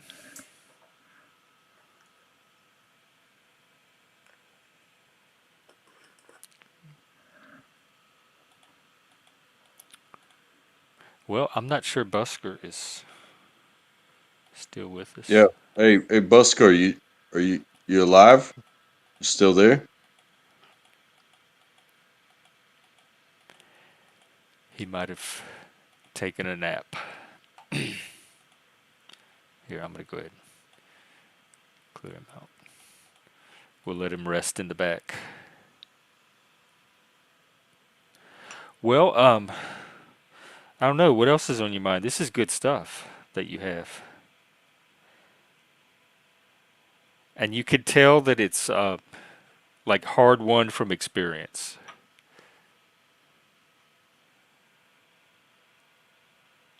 I mean, I like the PTSD. Um, I'm a veteran. Um, I'm non-combat, never deployed, but there are these things that, like I was saying about my wife could hear the wind blow. If that wakes her up and she says she heard something, um, for 6 years of my life, it doesn't matter what time it is. If boss comes and snatches you out of your bed and says, "Hey, we're going to go do this," you go do it. You know what I mean? And I'm not saying that my wife is my boss. She's definitely my partner in life, but it comes down to those roles. And if something physically capable needs to be done in the middle of the night and it just so happens to be a household defense type of situation, it doesn't matter if I'm naked with no weapon. I have to go address the issue. 99.999% of the time, it's absolutely nothing. That 0.0001% of the time, it's still minor. Like nobody's tried to come in our home. Nobody's ever fucked with us like that. But at the same time, it could have been an issue, like you left the oven on, or you know, something minor like that, or the security camera triggered in the back. Check it out. And when we check it out, it's like, okay, it was a fox. It's rare to have in the suburbs a fox. However, the camera triggered. It's rare to have anything in our yard. But she checks the tech, and I check the yard. You know what I mean? And it doesn't matter. It's like I will hop out of a dead sleep if something like that happens, and that's how we've grown together. You know your role. She, if it triggered her, then she wakes me up, and I grab grab what I can grab and go check it out. But she monitors what she can monitor. You know what I mean? Do y'all have little walkie-talkies No. or cell phones? Yeah, it's just phones, and it's not a big house, so you don't even have to scream. Oh,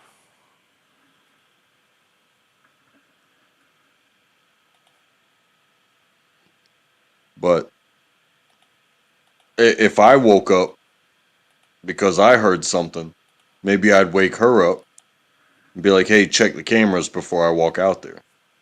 You know what I mean? I mean, we have a Jack Russell, and she barks when the air conditioner comes on. how long have So, y'all been married? going on 11.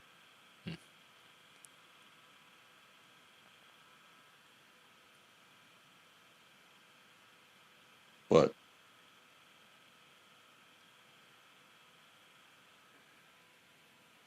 being a teammate to somebody that you hold so close to you it's very important in a relationship.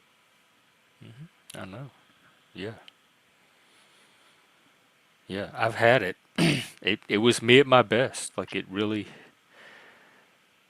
made me into a better person. I think it could do that for a lot of people because especially when it's somebody that compliments you, when your traits balance off of theirs and complement theirs, you can kind of do things together that neither one of you can quite do as a single person. And just being that team, that unit, it felt, I don't know, I felt that's the most adult I've ever felt in my life. I felt like, oh, I'm finally grown up now. I've finally become a human adult. I'm creating a life with another human adult. It's a good feeling. Yeah, really, yeah, really is, uh really what, was. what do they call it, when you get positive feedback from like just being you? Validation or Okay, okay. affirmation. uh, I think affirmations like when you reassure yourself, but the validation makes a lot of sense. Where it's like this person doesn't have to um, like say thank you or give me a hug or smile when I do the good things. You know what I mean? But the fact that they do, even when I try and I fail, it's like you understood what you asked of me and you understood what I was capable of when you asked me to do it. So even in failure, you still get like a I love you anyway. We'll get it right, or we'll even if we have to call somebody, it's like okay, this might be beyond you. I'll accept it now, but that if you seek validation, maybe it might lead you down the wrong road. But if you do things and somebody just gives it to you, and maybe that their validation kind of can be like, well, I wasn't expecting anything, but I did this and I did my best and it wasn't perfect, but let's just say uh, it's done unless somebody else wants to step up and make it perfect. But that person still gives you a hug, gives you a smile, and says, "Hey, thank you. It works." You know, and that can bring you out of your own dark place sometimes. That validation, because it's like, okay, I know I did my best, and I know it's not perfect, and I wouldn't pay anybody for this. So I'm gonna go sit over here in my corner and rethink myself. Meanwhile, they come over and tap you on the shoulder and said, "Hey, thank you for doing that." You don't necessarily need it, but it can help balance the weight that you put on your own self. Hmm. And they don't have to give it to you. But when somebody gives it to you, that means like I earned this from this person, even though I'm so hard on myself that I wouldn't give me a pat on the back for that. But they came on their own volition and said, thank you and I love you. You know what I mean?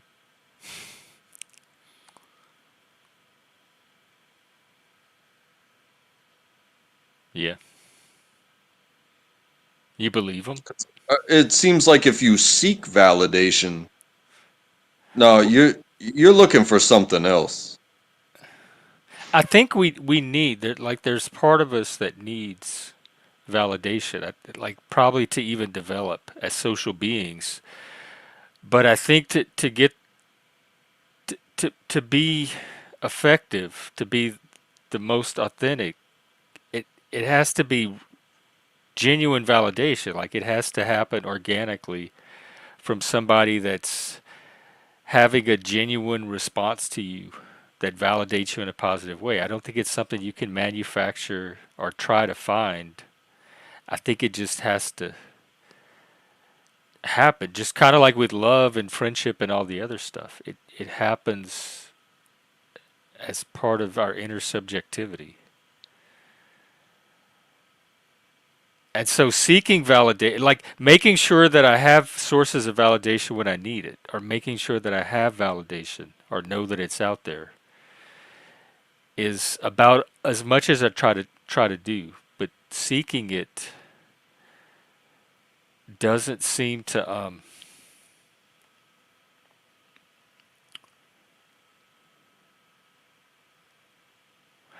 it seems counterproductive to seek it.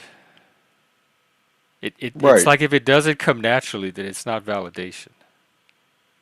Well, Like if how you have about to this? ask for compliments, then how much are they genuine compliments if you have to ask for them? Yeah, I mean, do it like this. Like, let's say, um,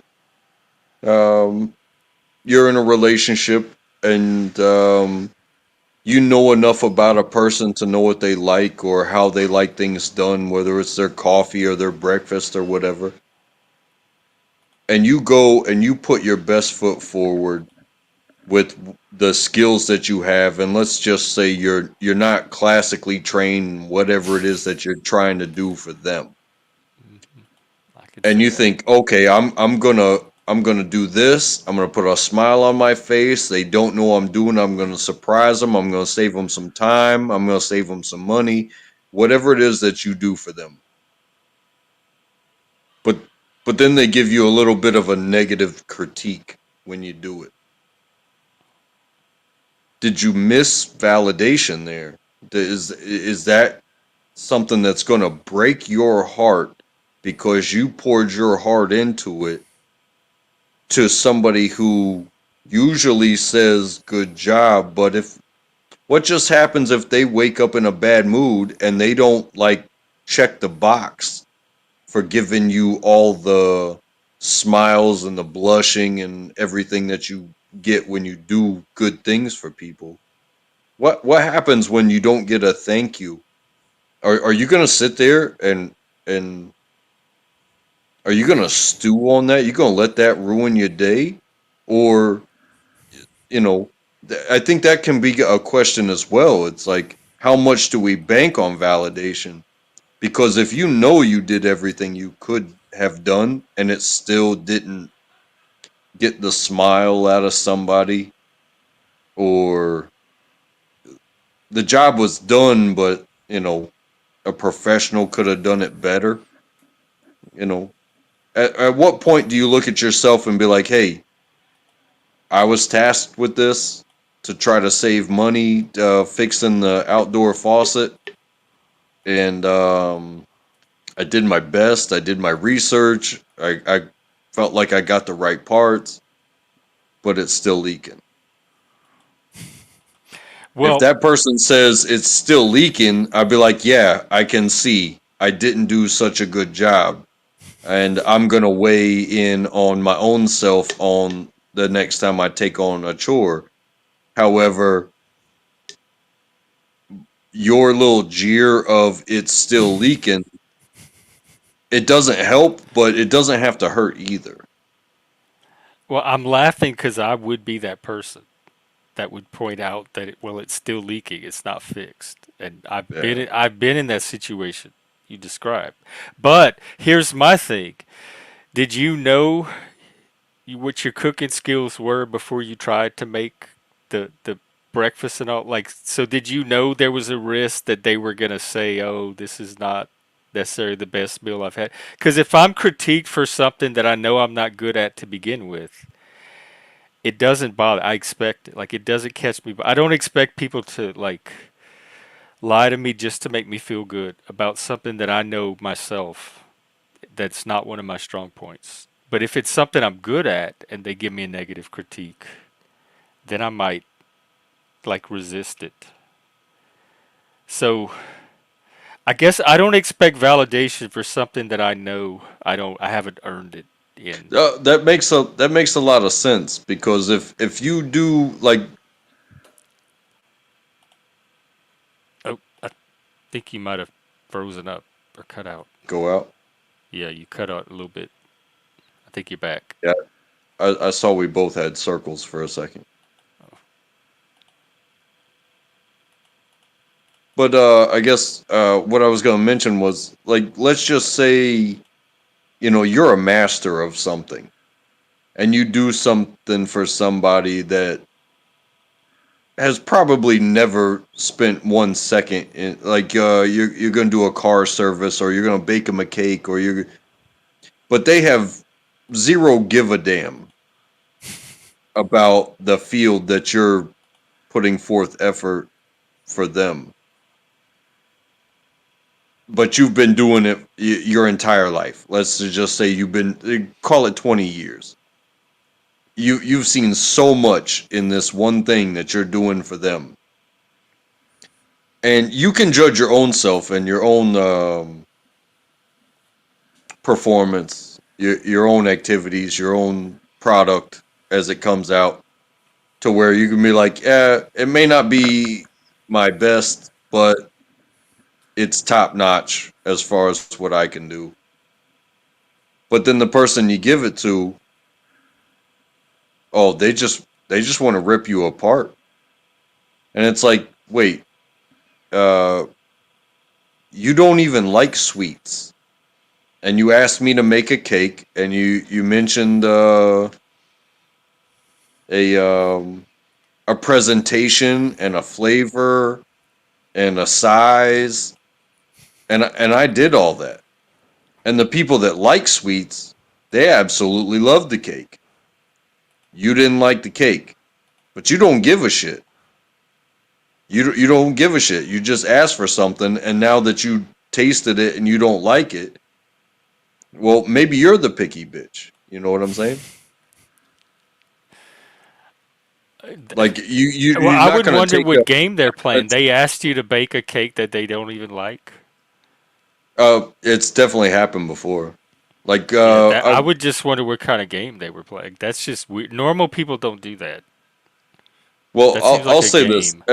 It doesn't exactly correlate to my analogy, but I'm a sweet head. I love the sweets, and I don't go to the cookie cutter grocery store for those frozen sheet cakes. I go to good places and get good cakes. And it was my wife's birthday when we were early married. And again, I'm the sweethead, and she really isn't at all. She's a picky eater. And I got two pink champagne cakes. They cost like $35 each. And I got these, this is a bakery, not just your local grocery store. These cakes were perfect. They were delicious.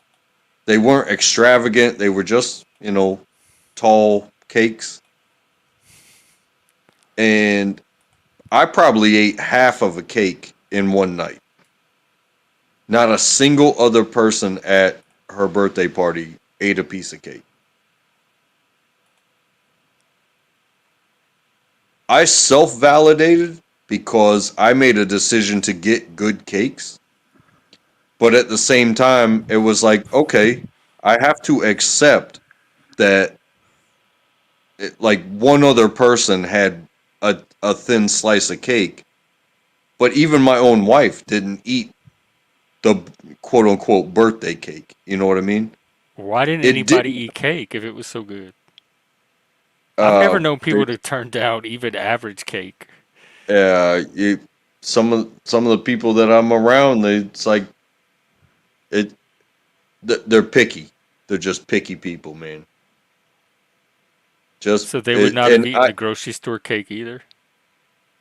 Oh, for sure they wouldn't have eaten it. Oh, okay. They might have stuck their finger in the icing because they do it stupid like that.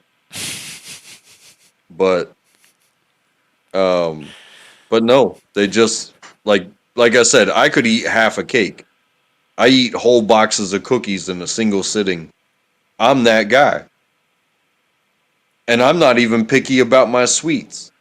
But when you want to do something nice for somebody and you know about sweets, you don't go to the grocery store. You go to the bakery and you order something. You order it ahead of time so that way it's perfect when you get it. You're not just getting something off the shelf. You know what I mean? But the fact It's that they weren't disappointed with the cake. They just weren't going to eat the sweets. I'm cool with it.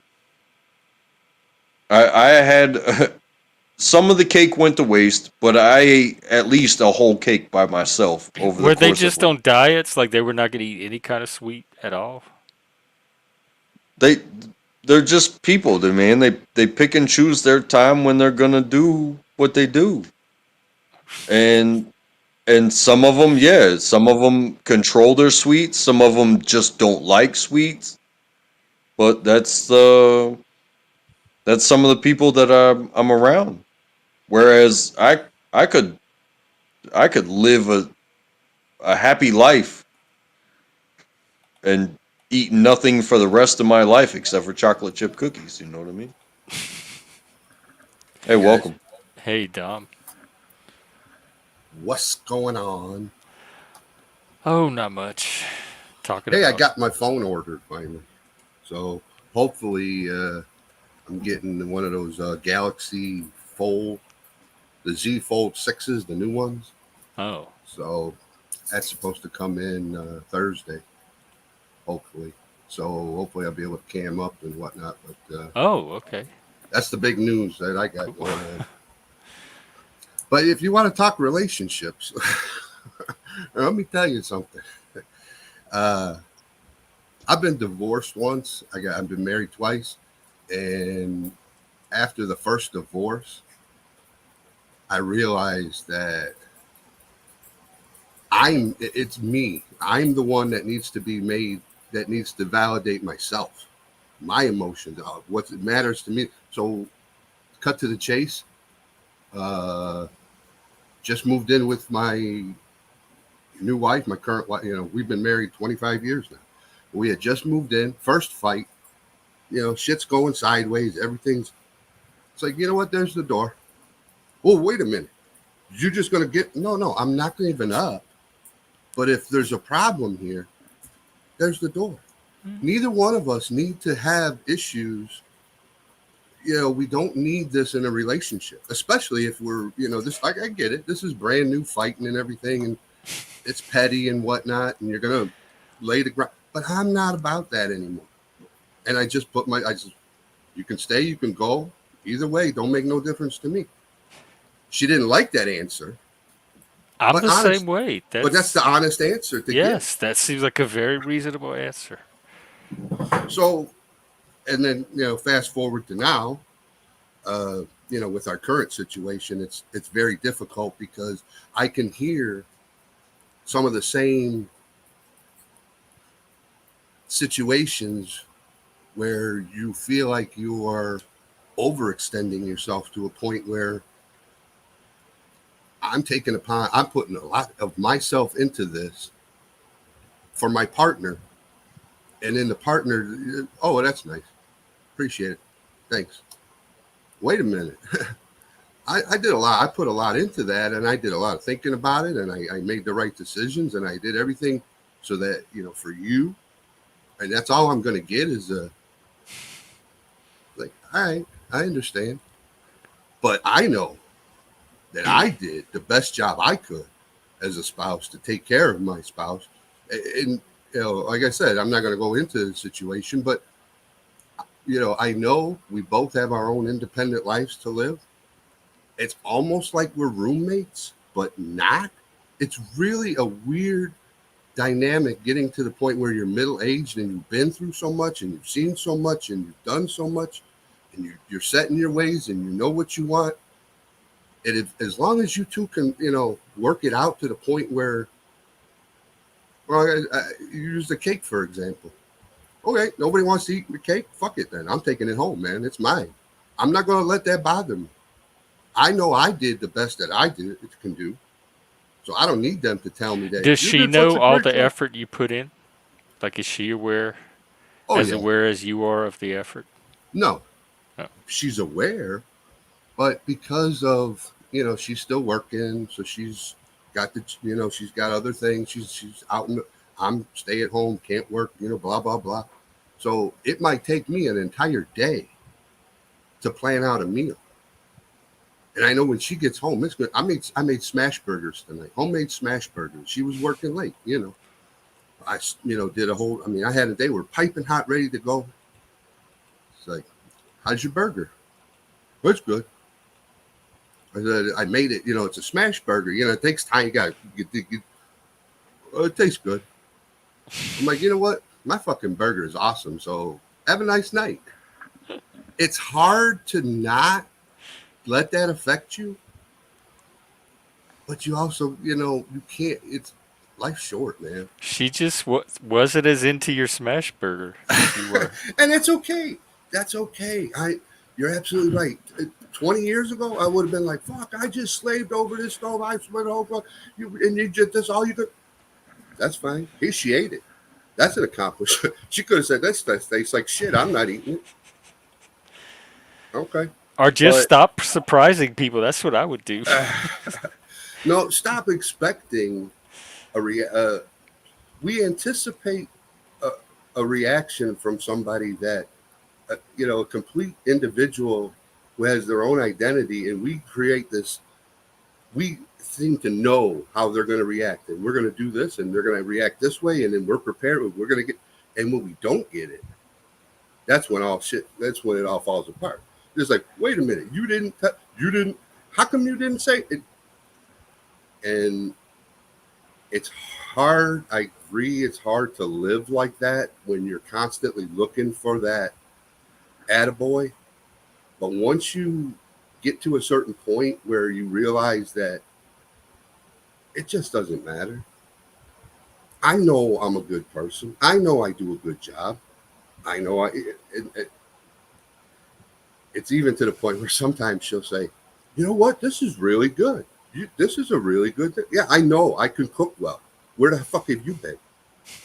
But I only do that in my own head for my own person, for my own sanity, to, you know what I'm saying? To get that one up. To get that, oh, I always make good food. Where the hell have you been? But I don't say it. Has it been this way for 25 years? Oh, no. Okay. No. And like I said, it's only been this way, the last 5 years, 4 years, 3. Wow. And like I said, it's the relationship part of it, the attitude as far as, hey, come and go, stay or leave. I mean, we need to be happy. That's all. That's the most important. If you're not happy here and I can't provide it for you, once you come to that foundation, once you build a relationship on that foundation, then, everything else is a piece of cake. So thankfully we're at that point. But, once, once my son passed, then she went on all the medication. Oh. Yeah. It's the antidepressants. It's the, all the different, and I can understand. And I'll be honest with you, Jeff, like the story. I don't know if, everybody else does, but, after losing our son, I made a promise to her that, that was the glue that held it. That was really and there was no way I could ever turn my back no matter what happened between the two of us. And we've made that agreement. So it's kind of freeing because she really can't do any wrong. I mean, we know we're both together for the long haul. I just have learned to relax some of my expectations and to give her room to process her grief and to deal with her stuff. I just don't let her reactions affect how I feel about what I'm doing. And to be honest with you, that is the hardest. I've been a father since I was 20 years old. I've been an empty nester for 4 years. And like you were talking about the male role model and, and the protection and yeah, you're absolutely right. Going from having kids in the house, I had said something to somebody the other day, always getting the end of the meatloaf, always getting the burnt wing or the shitty or the dry chicken breast, always getting, whatever it is, you always put yourself last for your family. And hey, there's no problem. Now, how do I now turn around and give my life back to me? I don't have to worry about that anymore. I don't even have to worry about my wife. I shouldn't say it like that, but you guys know what I'm talking about. We're secure in our relationship. I don't have to. So why should I make concessions for anyone now? And I tell you what, that's the hardest thing to do as a man, as a father, as somebody who's been a protector, to go out and say, you know what, fuck everybody else. I'm gonna do what the fuck I want to do now. I don't have the means to do it, but just the attitude, just the mental approach to it is so refreshing, but it's also scary at the same time. because not having that anchor, not knowing, okay, I have to go to work because I got to make money because I got to feed the kids. I have to take care of the car because the car's got to be good so to take the kid. I got to do. Once you don't have that center of gravity, things start to get really. You get lost in the minutia of what is priority. And I realized that it's because I'm not making myself priority. It's always been my kids. It's always been my wife. It's always been whatever else. And so that's just my 2 cents on that. You have to validate is a weird word. I mean, what is the definition of validate? When I used it in my turn to validate my PTSD, it's because I really didn't realize I had PTSD. I never accepted. I'm Gen X. I'm like, that's something new, to me. I'm from the old George Carlin. Remember George Carlin doing it? Back in the day, the more syllables you add to it, the more clinically sounding it becomes. The more desensitized we are. So in World War I, it was called shell shock. Yeah, 2 that's syllables. And it was so we got to now we're post-traumatic stress disorder. It's all still the same thing. Just now there's add some. complex PTSD, Yeah, see, we just keep CPTSD. adding more shit to it. And there's also a movement to get rid of the D and just call it PTS because they don't see it as a disorder. They think it stigmatizes it. So I've heard PTS as well. Yeah, I can't follow that, Jeff. I really can't. My life's been fucked up. It's been great. I've been through some shitty things. But to categorize it and to classify it. But so what I validate, what is it? I mean, how do you validate somebody's? Like I said, I went to the shrink first time, and I told him what was going on. I go, you got PTSD. I'm like, what are you talking about? Well, where you work every day, you go 8 hours a day, and then you got to go back the next day. And I'm like, well, yeah, but I've been doing it for 15 years. They're like, well, you don't realize the wear and tear it's been putting on you. So I was kind of fall into it. Okay, yeah, I'll believe you. And then the big thing happens, and then you realize, man, my brain just went sideways. And I wasn't going to go back to the shrinks because, like I said, they didn't conflict resolution. You tell a guy who's worked in law enforcement for 20 years in the fucking jail how to deal with conflict resolution. That's what you're going to give me. Like you were saying about making decisions and about your emotions. It's exactly what you were describing earlier.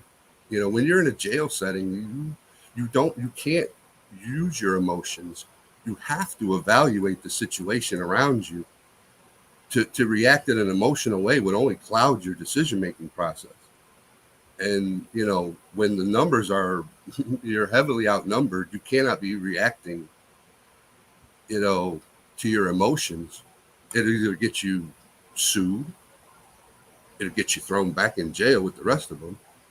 There's so many different consequences. So to be able to take a step back, take a deep breath, analyze the situation, plan a plan of attack. That's how I've dealt with my stress, with my PTSD, with everything. And now having this new free form life where nothing matters. It doesn't matter what I do because it's just making me happy.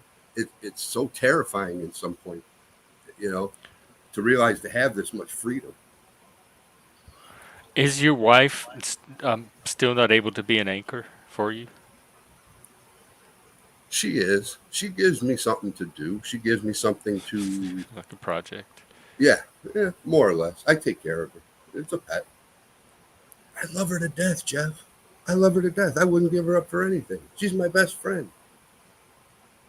I told you when we first moved in, man, we compared DVD selections, and she had Caddyshack and Slapshot and all the movies I had. All the it was like, dude, you want to get stoned? Hell yeah! It was like match made in heaven. But we became friends before we became anything else.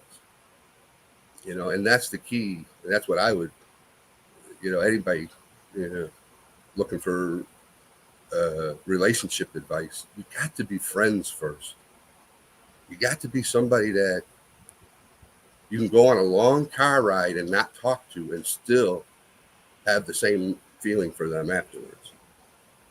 and not be like, well, you didn't talk to me the whole time. Well, you didn't talk to me, you know. Um, Yeah, we do that on our car rides. Like when we go on vacation, right? Um, she organizes everything that needs to go into the car. I load the car. Let's say it's a multiple hour drive. Um, for about the first hour, my kid is scarfing down candy in the back seat, and me and my wife, like, we listen to the radio, and the radio brings up a topic, and we might have to turn the radio down so that me and her can just like shoot the shit about the world outside, and we have a good time doing it.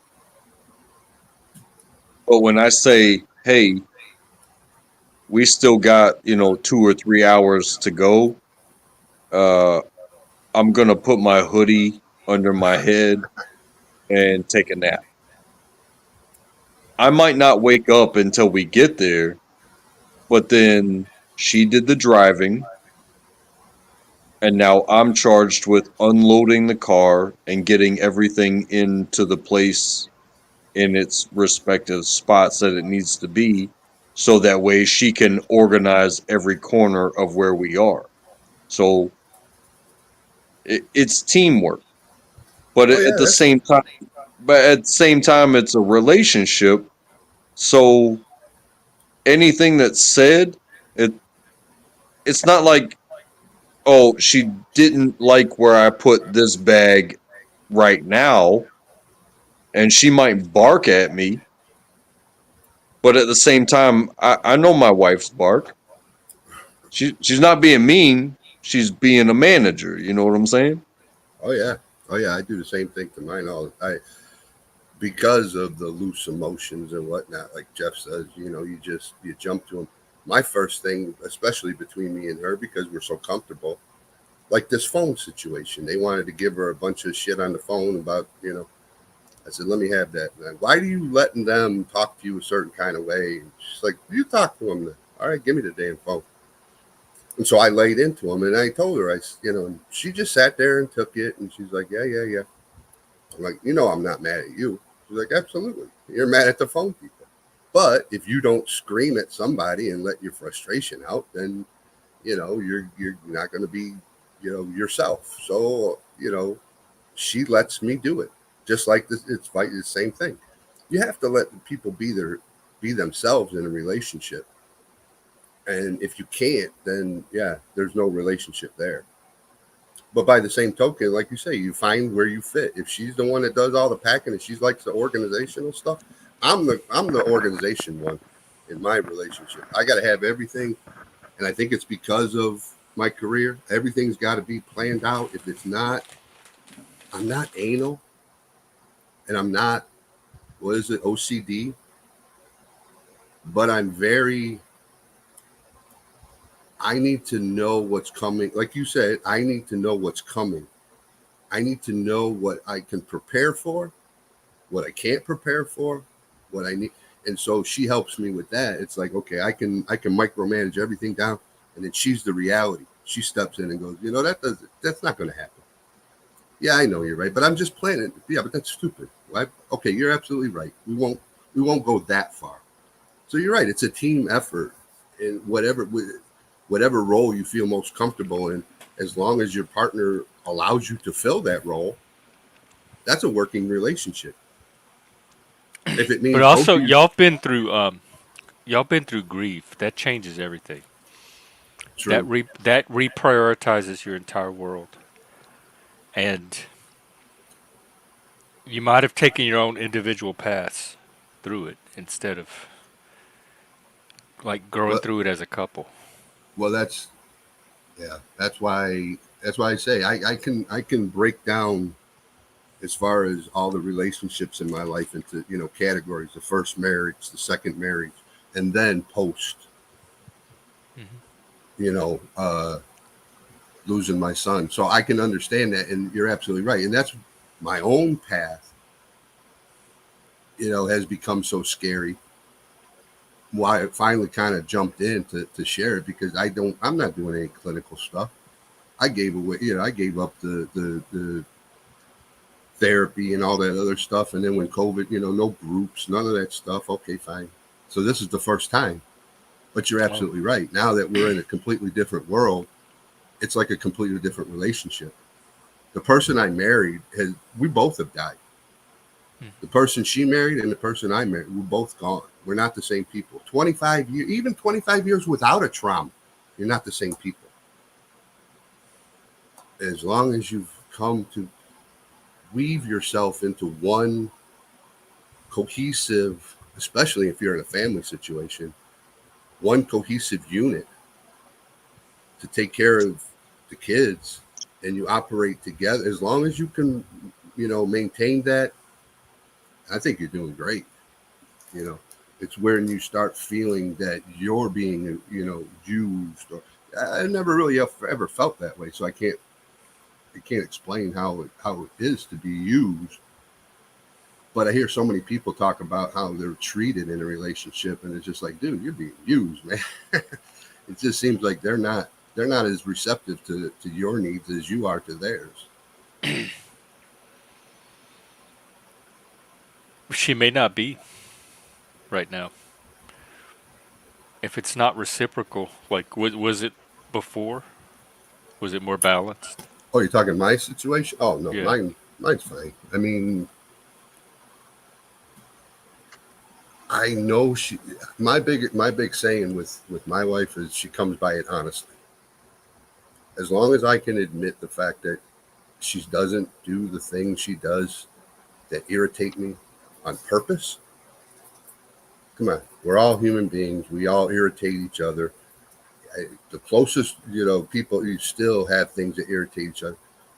As long as I know she's not doing it on purpose or with malicious intent or something like that, I can, she comes It's by it still going to honestly. build up though if it's there. Well, how can I change it? What am I What going to do? did she irritate you before, or was this No, a new thing? no.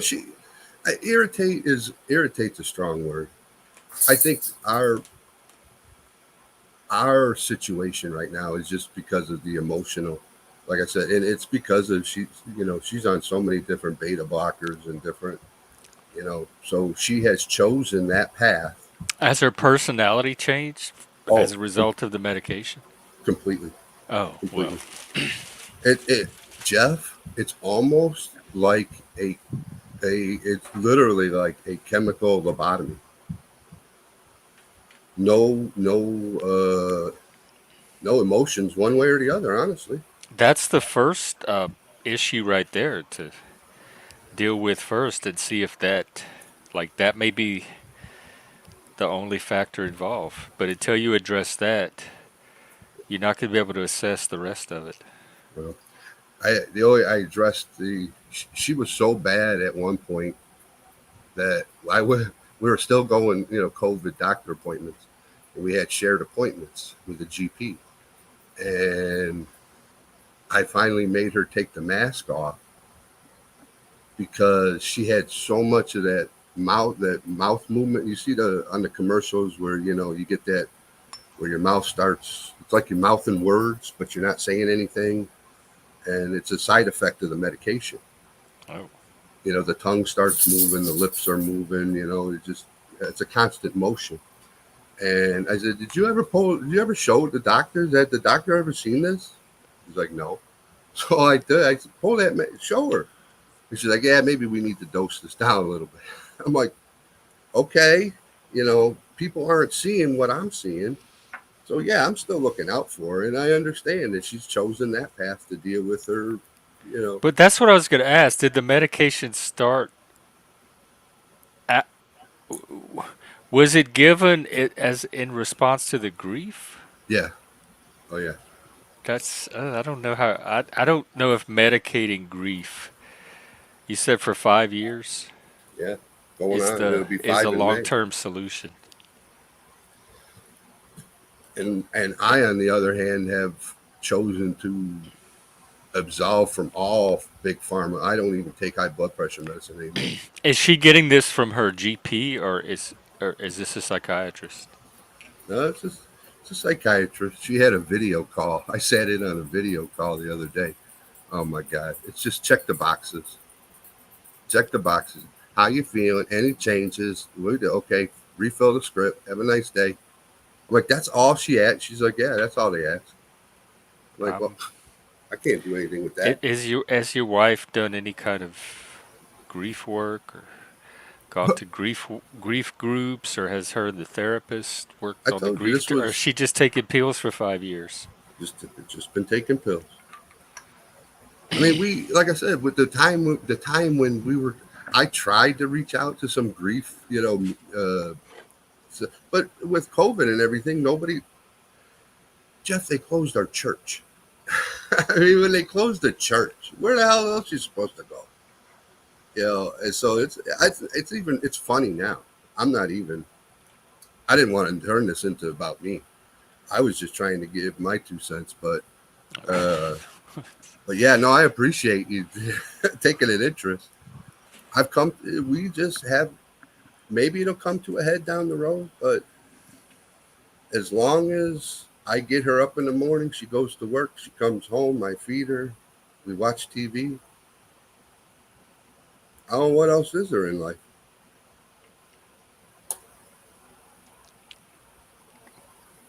Yeah, there's nothing wrong with that. I've lived that life before, but it's your reactions to some of the things that you've expressed that's, I think, gonna continue. Well, like I said, we're only on this earth for a short amount of time. If we can't make Yeah, at least one other person a happy, long, short time sometimes. And I'd like to add too, like when you live a certain kind of way, um,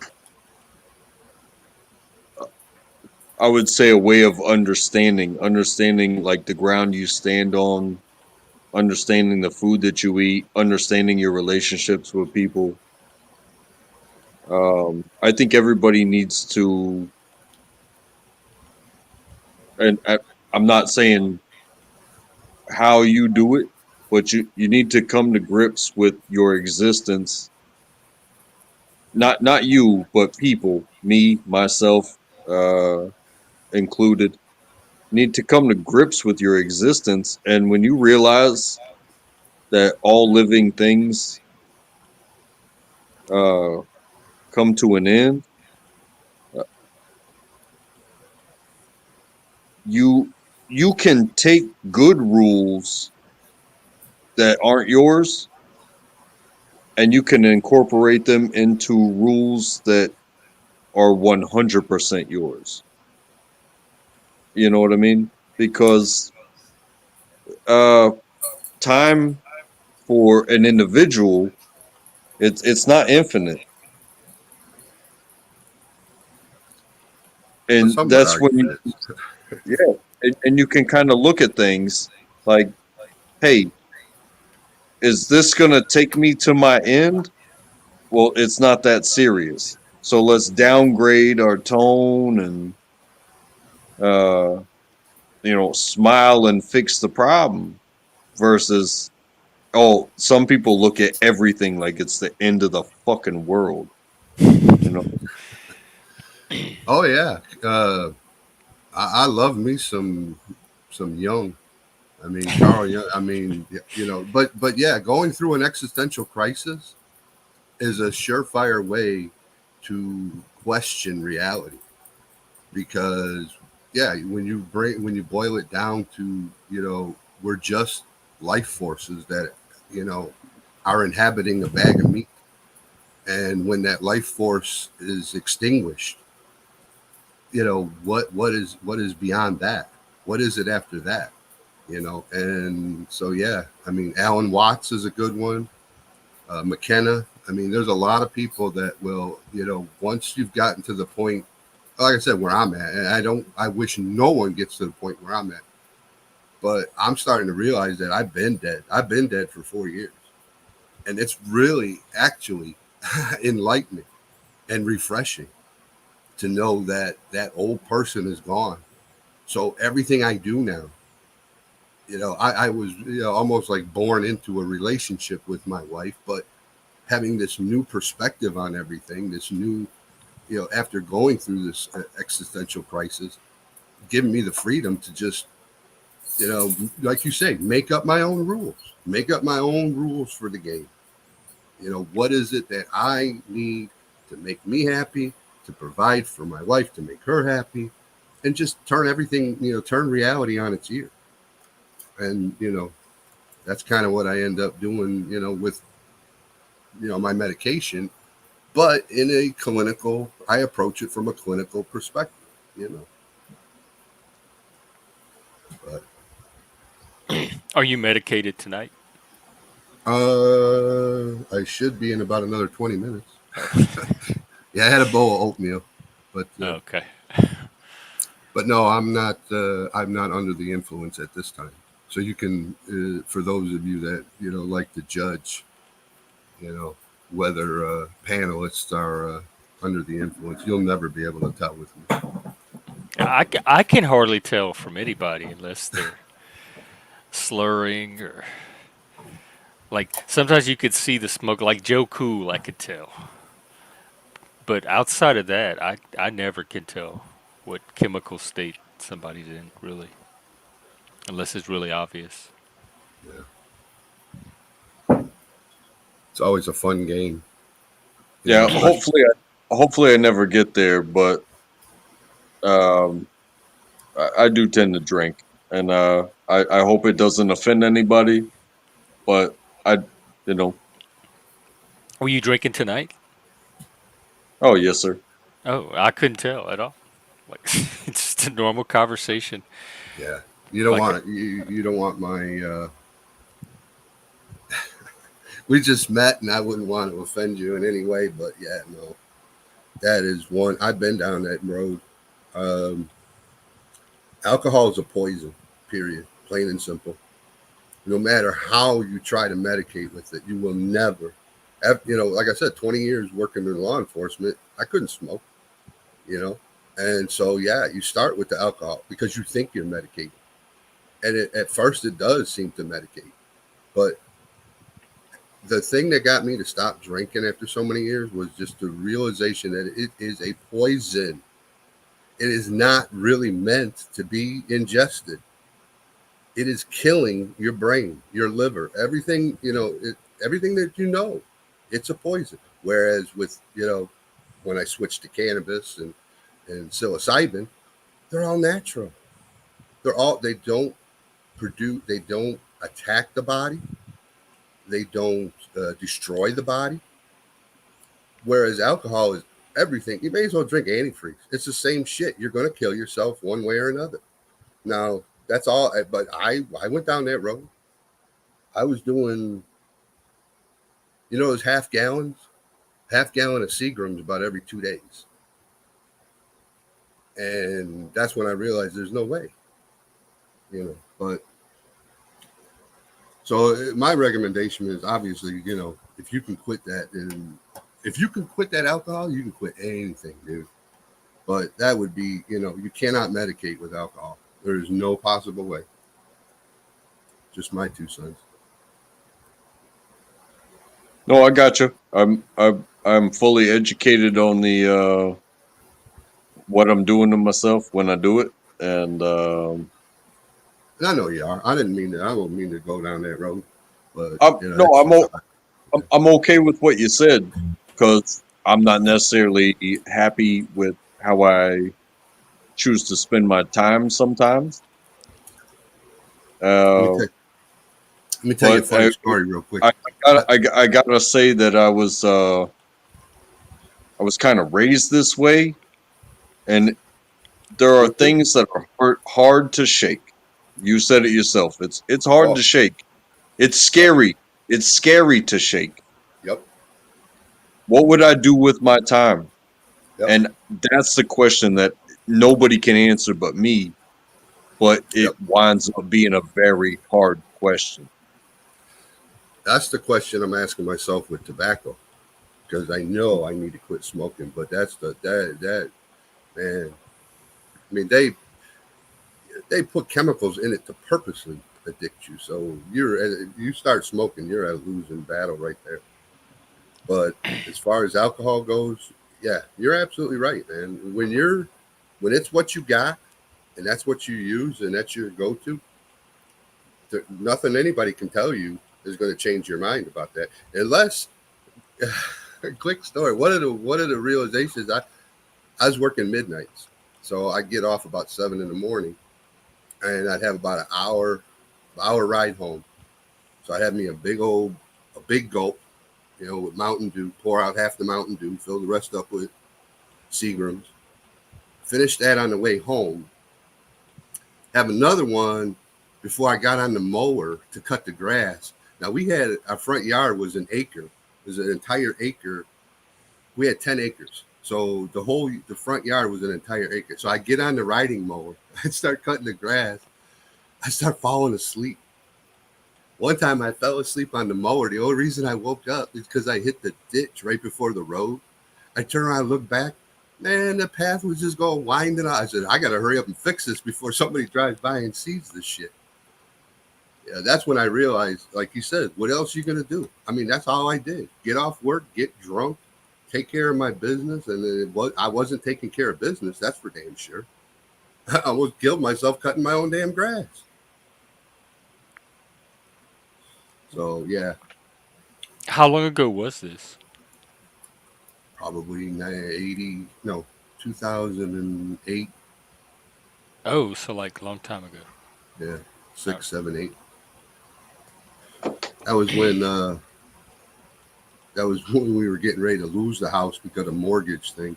And they kept selling our mortgage. They sold it 3 times in 2 years, and we kept chasing payments, mortgage payments, and ended up just there was no way we could save the house.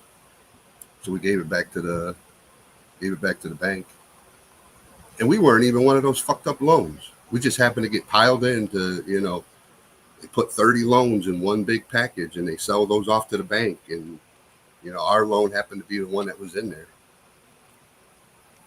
So That's interesting that you mentioned that type of situation. My mom wanted us to grow up in a house and to always have a home to come home to and all this stuff, but she couldn't maintain the payments. And she had to do what's called a short sale. oh yeah, Yeah. And so now she's basically going to be paying on a house that she'll never see again for the rest of her life.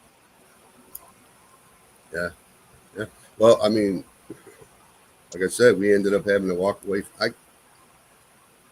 I see that we pretty much killed your your stream, Jeff. Well, you got 4 people watching, oh. so I may as well.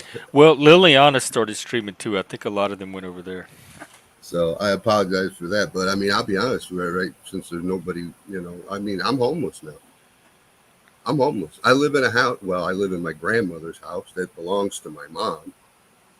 But when we lost the house, that was I lost my job. It was a bad year. And we ended up coming home, and I took over. My grandmother's house was sitting vacant, and my mom was getting ready to dump it, and I'm like, no, let me take it over. I'm close to you, and da da da da da. That's how I ended up being 98% African American. Come back to the old neighborhood and got a hell of a lot darker than I remember.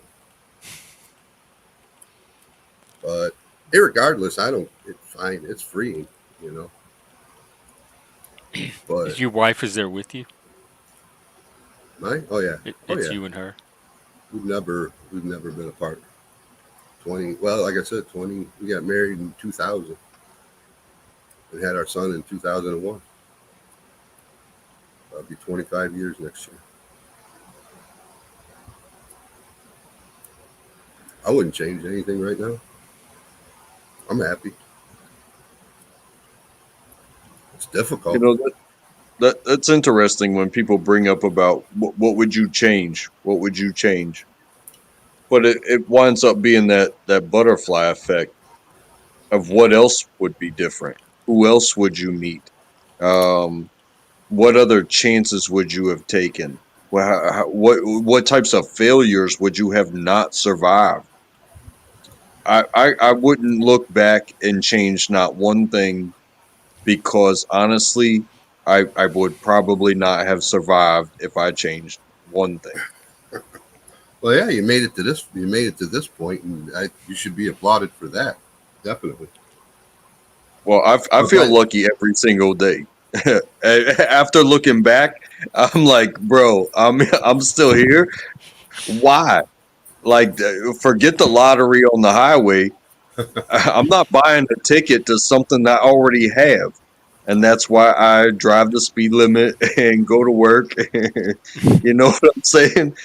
that, Forget taking chances. I'm protecting my neck, motherfucker.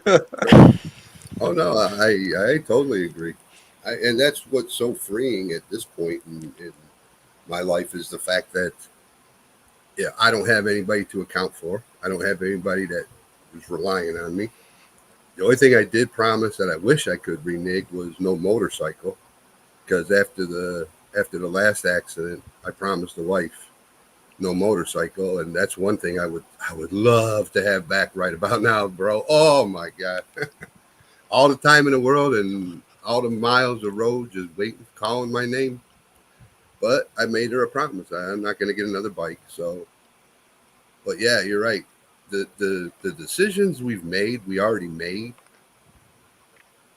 We can't remake them. But if we can learn from them to not make those decisions again, that's the best. I mean, that's really what life is all about: is make those bad decisions, learn from them, and then use those decisions in the future. Honestly, I've failed in school so many times. I've failed in friendship so many times. I've failed at employment so many times. Every single failure is who you're talking to today because those were my championship Oh, rings. I'm not. No, I'm not. No, I'm not. No, I'm not. I'm not talking to that person. I'm talking to the alcoholic. I'm not talking to you. I'm not talking to the true individual. I'm talking to the alcohol. Just the fact that you think you failed in everything. That's not. That's the alcohol. That's a depressant. That's No, no, Well, I'm not saying that I failure's a failed. real thing though, because I failed too a failure's lot a of real times. thing, but to dwell on it, to you, I mean, to say failed in school, school sucks. School's stupid. No, School sir. is No, a sir. No, no, sir. I think maybe we're misunderstanding. Is I have failed in school. It doesn't mean that I don't have a completed college education. I was in the military and I had failures there as well. Um, I rode bikes as a kid and I failed there as well. Each step of the way, like, okay, if I give you a championship ring, is that an ego boost for this amazing thing that just happened that you were a part of a team of? Or was there a failure before that you can hold that ring accountable for and be like, hey, I didn't make it. I didn't make the mistake today. well, yeah, I think we're saying the same thing. Failures are acceptable. Failures are okay as long as you benefit from them. I mean, whenever I hear Well, somebody, they cost you your constantly, life. but it all, I, and you're absolutely right. Maybe I misunderstood the way you're coming across, but I just hate to hear people beat themselves up. And I hear it so much from people who do a lot of drinking that they constantly want to beat themselves up. I did it to myself, and it just But you're absolutely right. Failures are a good thing as long as we can learn something from them. But to constantly dwell on them is that's no good. Your success isn't because you failed. Your success is because you learn from your failure. So appreciate the success. I think that's exactly what I was trying to get at. Cool. I just maybe conveyed it wrong, I guess. See, it's that alcohol talking. Oh my god. It's Or okay. someone's gonna say same thing about your weed. Yeah, probably.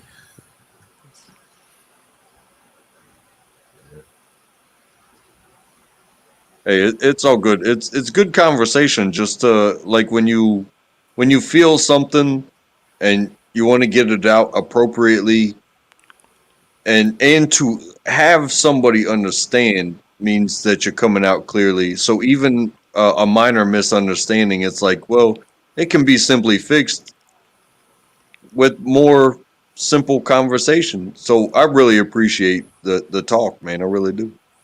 Oh, hey, that's the beauty of the Outliers. That's all Jeff, man. I'm just sitting here. Y'all are the one having the conversation.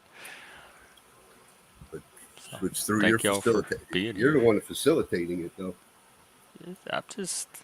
I just unlocked the door, opened the space, put out the chairs. I And wish we had everybody's cookies and suggesting. coffee and everything, but y'all have to supply that yourself. Everybody's making this. Can I make a suggestion on your channel? Yeah. If Yeah, you're right. Everybody else does. Might as well. you should break it down, at least I understand that you have a problem with with pinholing yourself into a specific topic or a specific. It's difficult because you want to be fluid, but hmm I think you should at least try to nail it down like the days of the week. So in other words, I'm coming up with some kind of modular scheme where I could shift from different types of conversation to others when I need to. I think even because I've tried some of those theme days before, I think even trying to do limited to one day of the week, the topic is still going to go all over the place. So that's going to be hard to do. But I think when a topic does get going, having like a way to demarcate that part of the stream for that topic and then keep it on that topic. I think I can do that with backgrounds or oh, you did logos it or very video well. clips or some kind of little like iconography that signals what type of conversation we're in now. I see. But to try to schedule them in advance and make them be that the day I need them to be that has been very difficult. I would just, like I said, not to put a too fine point on it, but you do your manic Mondays, which are your mental health days, and then you do your Taco Tuesdays, which might be you were talking about doing a show, about food and stuff and different meals, and Friday's Freaky Friday. Everybody, let your freak flag fly. And, Yeah, they're not going to stay on topic. I'm just, hey, you're absolutely Because right. they're going to talk about that mental health on all the nights, and they're going to talk about food on all the nights, and they're going to talk about their freak flags on all the nights. I already know, and so there's no way to get them to only talk about. I'd rather have the conversation just be organic and Uh, structure it are, from there. if you're listening to what you're saying, as far as your schedule, if you're consistent, um, and you can find a way to interject and moderate people that get beyond what you want to do, because this is about what you want to do. Well, You might I'm find pretty much people, doing it. but I'm saying you might find people that want to do whatever they want to do, where you let them do it.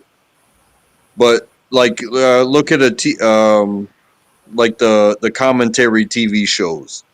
It's like, hey, 1 hour before the game starts, the commentary is going to start. And these guys, they have to talk about what's about to happen and about the game itself and the history. But they get 1 hour to do that. You know what I mean? They can't get too crazy on those TV shows because they're sponsored. They're getting paid millions of dollars. they have to stay on subject for that hour. You can do that here, or you can do that day by day. Whatever it is you put in the title, it's on you to maintain. Hey, is this going to be the starting point, or how far am I going to let this go? You are the moderator of your own channel. When it's on panel, you may have moderators down below that can help you get from being offensive and stuff like that. But up here, it's you. I can stick to a topic. The people that come on the panels will not. Yeah, I already know that. Like, so it would be. I could do me. I could have a day where I talk about a topic for an hour, Boring. but I couldn't have a panel where three or four other people come up and try to stay on a topic for an hour. Not with the people that show up in the outliers. I got you. Yeah, and it's tough, especially when you're trying to have the willing come up and think they're gonna be about the topic, but I mean, we tried to do ladies' night the other night, and the ladies didn't even want to. Like, they weren't even into it. So nobody wanted to do I have yet a to see specific Liliana topic. on your panel, Jeff. Why did she not want to come on your panel, but she'll go and do her own show?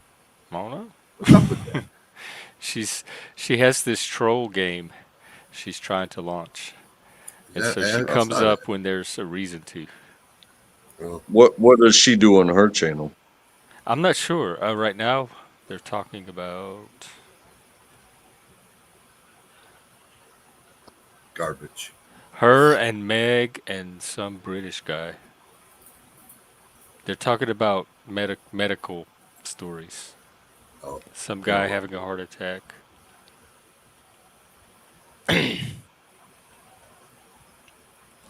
But she kind of just does a hangout panel, so the topics go wherever. Hey, Abe. When I get my phone, I'm gonna. I think I'll be a lot more active. Especially, you even got me considering doing stuff on my own channel. Yeah, I think You it's know, just for the good heck for of it. everybody to have a channel. And you're pretty active, even for not having a phone. It's so difficult because I'm at a loss with this whole technology thing. I lost my IT guy. I lost my IT guy, and it's I tell you what, the hardest I want. I think maybe on this 5th anniversary, I'm going to turn that Xbox on.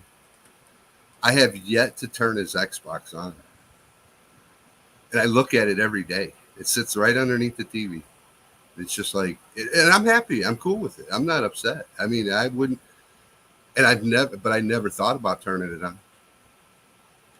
And I'm just wondering how healthy that would be to go back in there and log into his stuff and I mean, not that I would be worried about finding anything, because he was so open with everything, but it's just the idea that that was his window to the world, but yeah, it's tough to maneuver. I mean, dude, I can't believe some of these panels have been going on this long. I've been quote unquote suffering, in my own way, and I could have been talking to people. I just been so pissed because COVID took away all the, hey, Gen X, what else do? You go sit around, grab a cup of coffee, and talk about your shit with a bunch of other people. The whole AA thing. That's how I, Did any of that move online where you were during not, COVID? it was, I wasn't. It's hard to remember the first year what I was doing, but after that, I just kind of, I sucked it up, and you do the whole thing, and I quit the whole medical stuff because I wasn't getting anything, and even with insurance and all this other stuff, yeah, I completely gave up on big pharma. They're not helping me one bit. That's why I said I think I died 4 years ago, and it's freeing. It's actually a blessing to approach it in this sense. I'm at the end of my existential crisis. So Well, don't be too certain. That's my experience. That's not quite how they work. I can't I can't see myself getting any deeper into the dark night. I've been through the dark night. I've read the book. I've tried. I've approached it through the faith. I've approached it through chemicals. I've approached it in all different directions. But I don't want to talk about it now. I'm done. Okay. But honestly, though, Jeff, yeah, your panel has. I mean, your show has really helped me to have a different outlook. Like you know, there is some even if nobody else, even if the chat doesn't want to hear my bullshit, the guy with the horns will listen to me. Yeah, and not loss. He's here. He'll listen. True. I don't mean to cut anybody out, but No, don't worry about them. I'm not audience captured. Hey, Jeff, I wanted to say, just out of for the sake of meeting new people, um, I want to go check out this Liliana channel. Oh, I you got her. going on the panel Well, I'm gonna head over there and and check look it at it out? and And listen. I may go on panel. Um, I don't know if you go over there or I don't know what she your. she she invited me to. Right now, it's her and Meg and Oh, some shit. Well, I'm British gonna get guy. out of here. Then go over there, Jeff. But Uh, I'm probably gonna go look at it when this is No, over. no, I no. mean, Go up I on the can I panel. can wrap this one up, and we can all go watch her, and then y'all can hop on hers if you Well, I want. don't want to wrap it up if you're not going to go on the panel. I'll go Well, watch her I if you mean, go on. I'm gonna at least go watch. I'm only gonna hop on if I think I'm gonna fit with the topic. I'm I teasing. don't I'm just teasing. hop on any panel. I'm I have to teasing. be very careful about what panels I put myself on. I got you. All right. Well, hopefully I get my phone tomorrow, if not the next day, and I'll be able to cam up. And I'm going to set up. I got a studio planned out, and I got lights getting ready, and I got. Damn. Hey, Well, hey, thanks. Wow. it was really good to meet you, Dom, and Hey, thank nice you meeting you, thank man. you for Take having care. me again, Jeff. You too. We'll see you at Trackable. I'll see you at Liliana's. All right, cool. I'm gonna head over there and while my shit kicks in and fall asleep over there. So Okay. take care. Out of here. Sounds good. I might do the same thing. All right. It looks like the party is headed over to Liliana's. I just dropped the link, and I'm gonna go see what's going on over there myself, and then I'll be back whenever I'm back. See you then. Take care. This is a good conversation. I personally got a lot out of it. I like hearing the different stories, but more importantly, I like letting other people tell their stories to each other. I think the two gentlemen tonight had a lot to say and hear from each other. So I like I said, this to me more than anything else. This is a space I'm trying to hold, and I've had for a long time like a fantasy idea, nothing I took seriously, but like, oh, if I had the ability one day, what would my dream job be? I would like to open up something like a coffee shop for neurodivergent people because we don't have our own spaces in person. The gays had the gay bars, etc. But people like us, we don't have an in-person outlier place to go. And so it would be some kind of like community drop in coffee shop. They'd have board games, they'd have rooms where you could do meetings and activities. So some kind of little community center. And this is as close to that dream flash of fantasy, vision, intuition, whatever that I've gotten. And it feels very right. It feels very much what I should be doing and have been trying to do for a while. So more than anything, I'm trying to create a certain space here because if we were in person, it would be like a draw. There'd be like a big lobby, seating areas, and activity going on and stuff. And so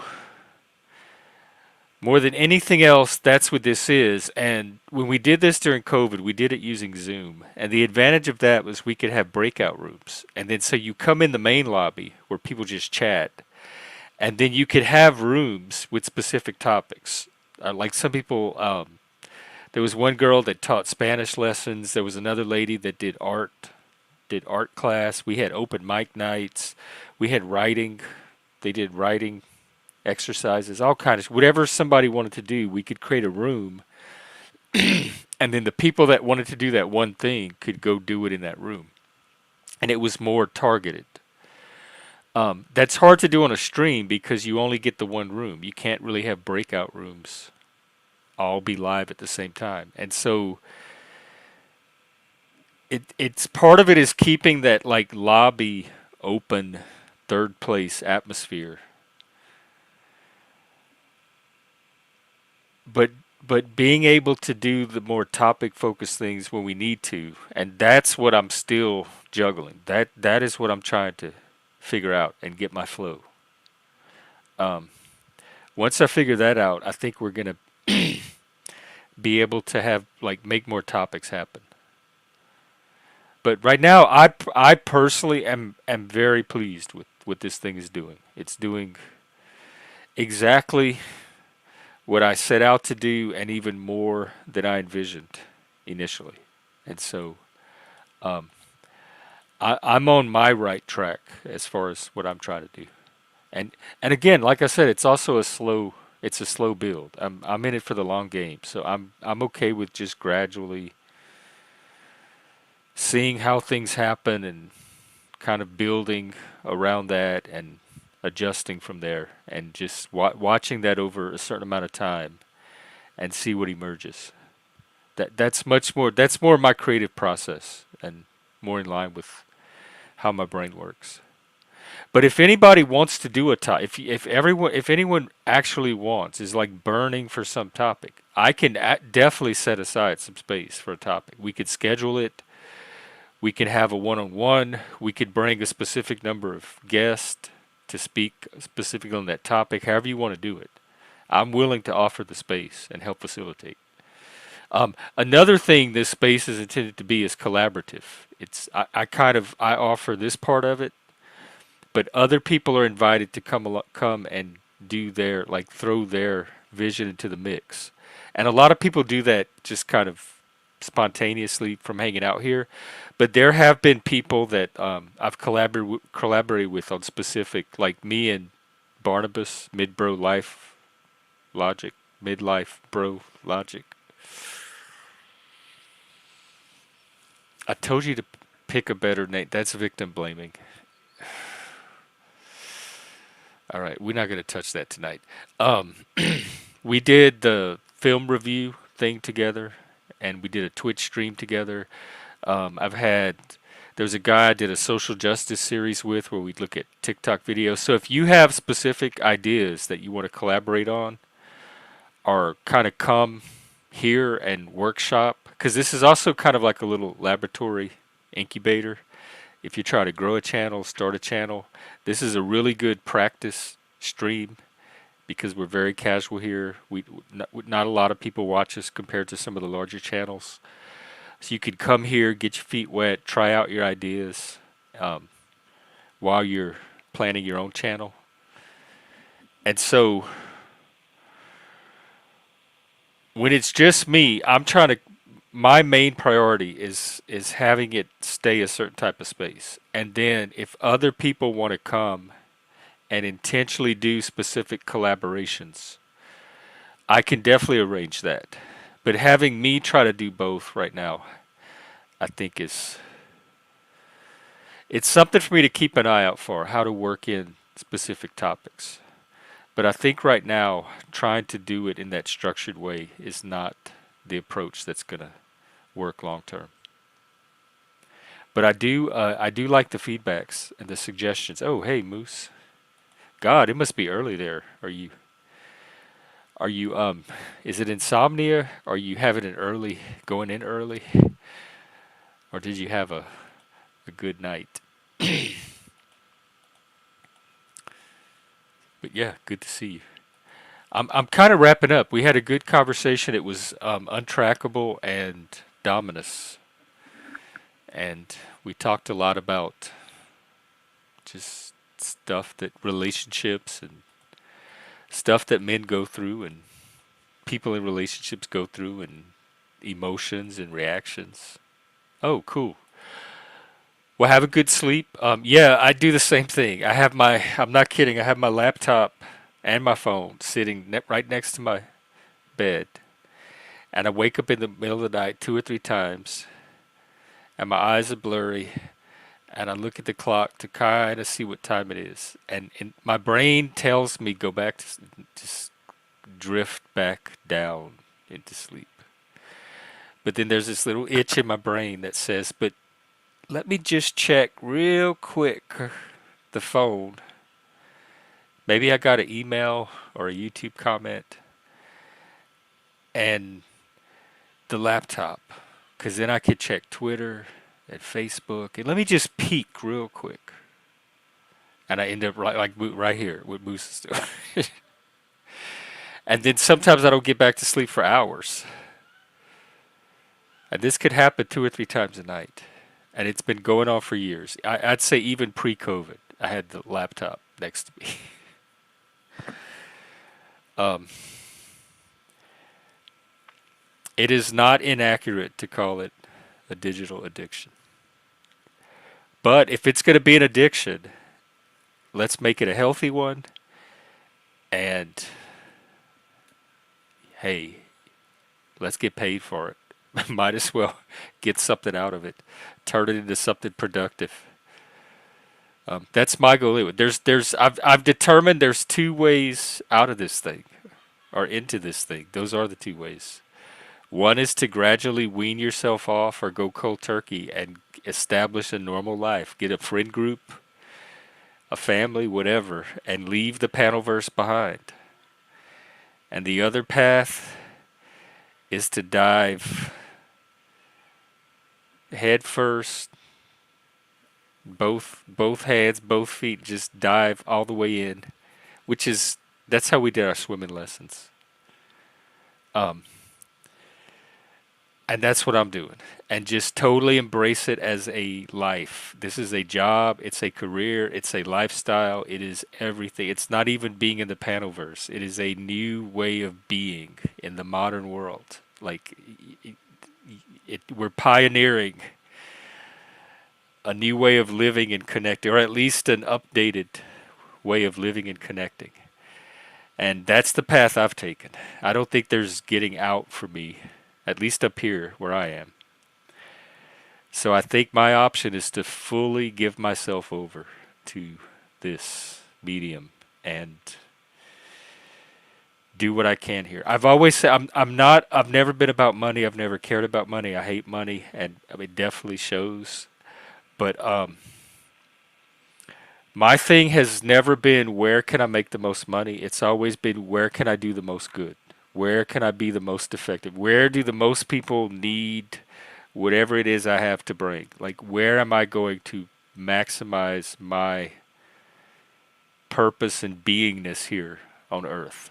And right now, this like, I've never got more of a green light in years. That this is definitely where this is definitely the answer to that, where more so than any other environments or settings that I've tried to establish myself in. So for me, it's onward, inward, more into it.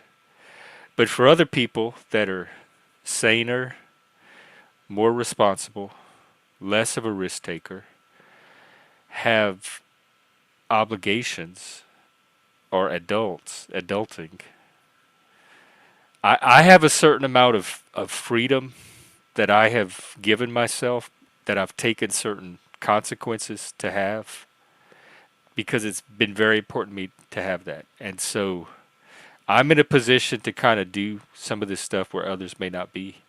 So I don't want everyone to follow me into the void or over the cliff or where this is going. But for me, this is definitely the alternative that makes the most sense. But for other people that are trying to transition from the panelverse or have more of a panelverse real life balance, I support that 100%. And I want to help find all the healthy ways possible to make that happen. So, I guess that's it. I hope you get back to sleep. if you're one of our insomniacs. If not, Liliana is streaming. I'm gonna head over there. Oh, it looks like Untrackable made it on, and I'll go check them out, and then who knows from there. I'll be back tomorrow. See you then. Take care, everybody. Thank you so much. I appreciate all of you. Like I said, this community is you. I'm just holding the space. All right.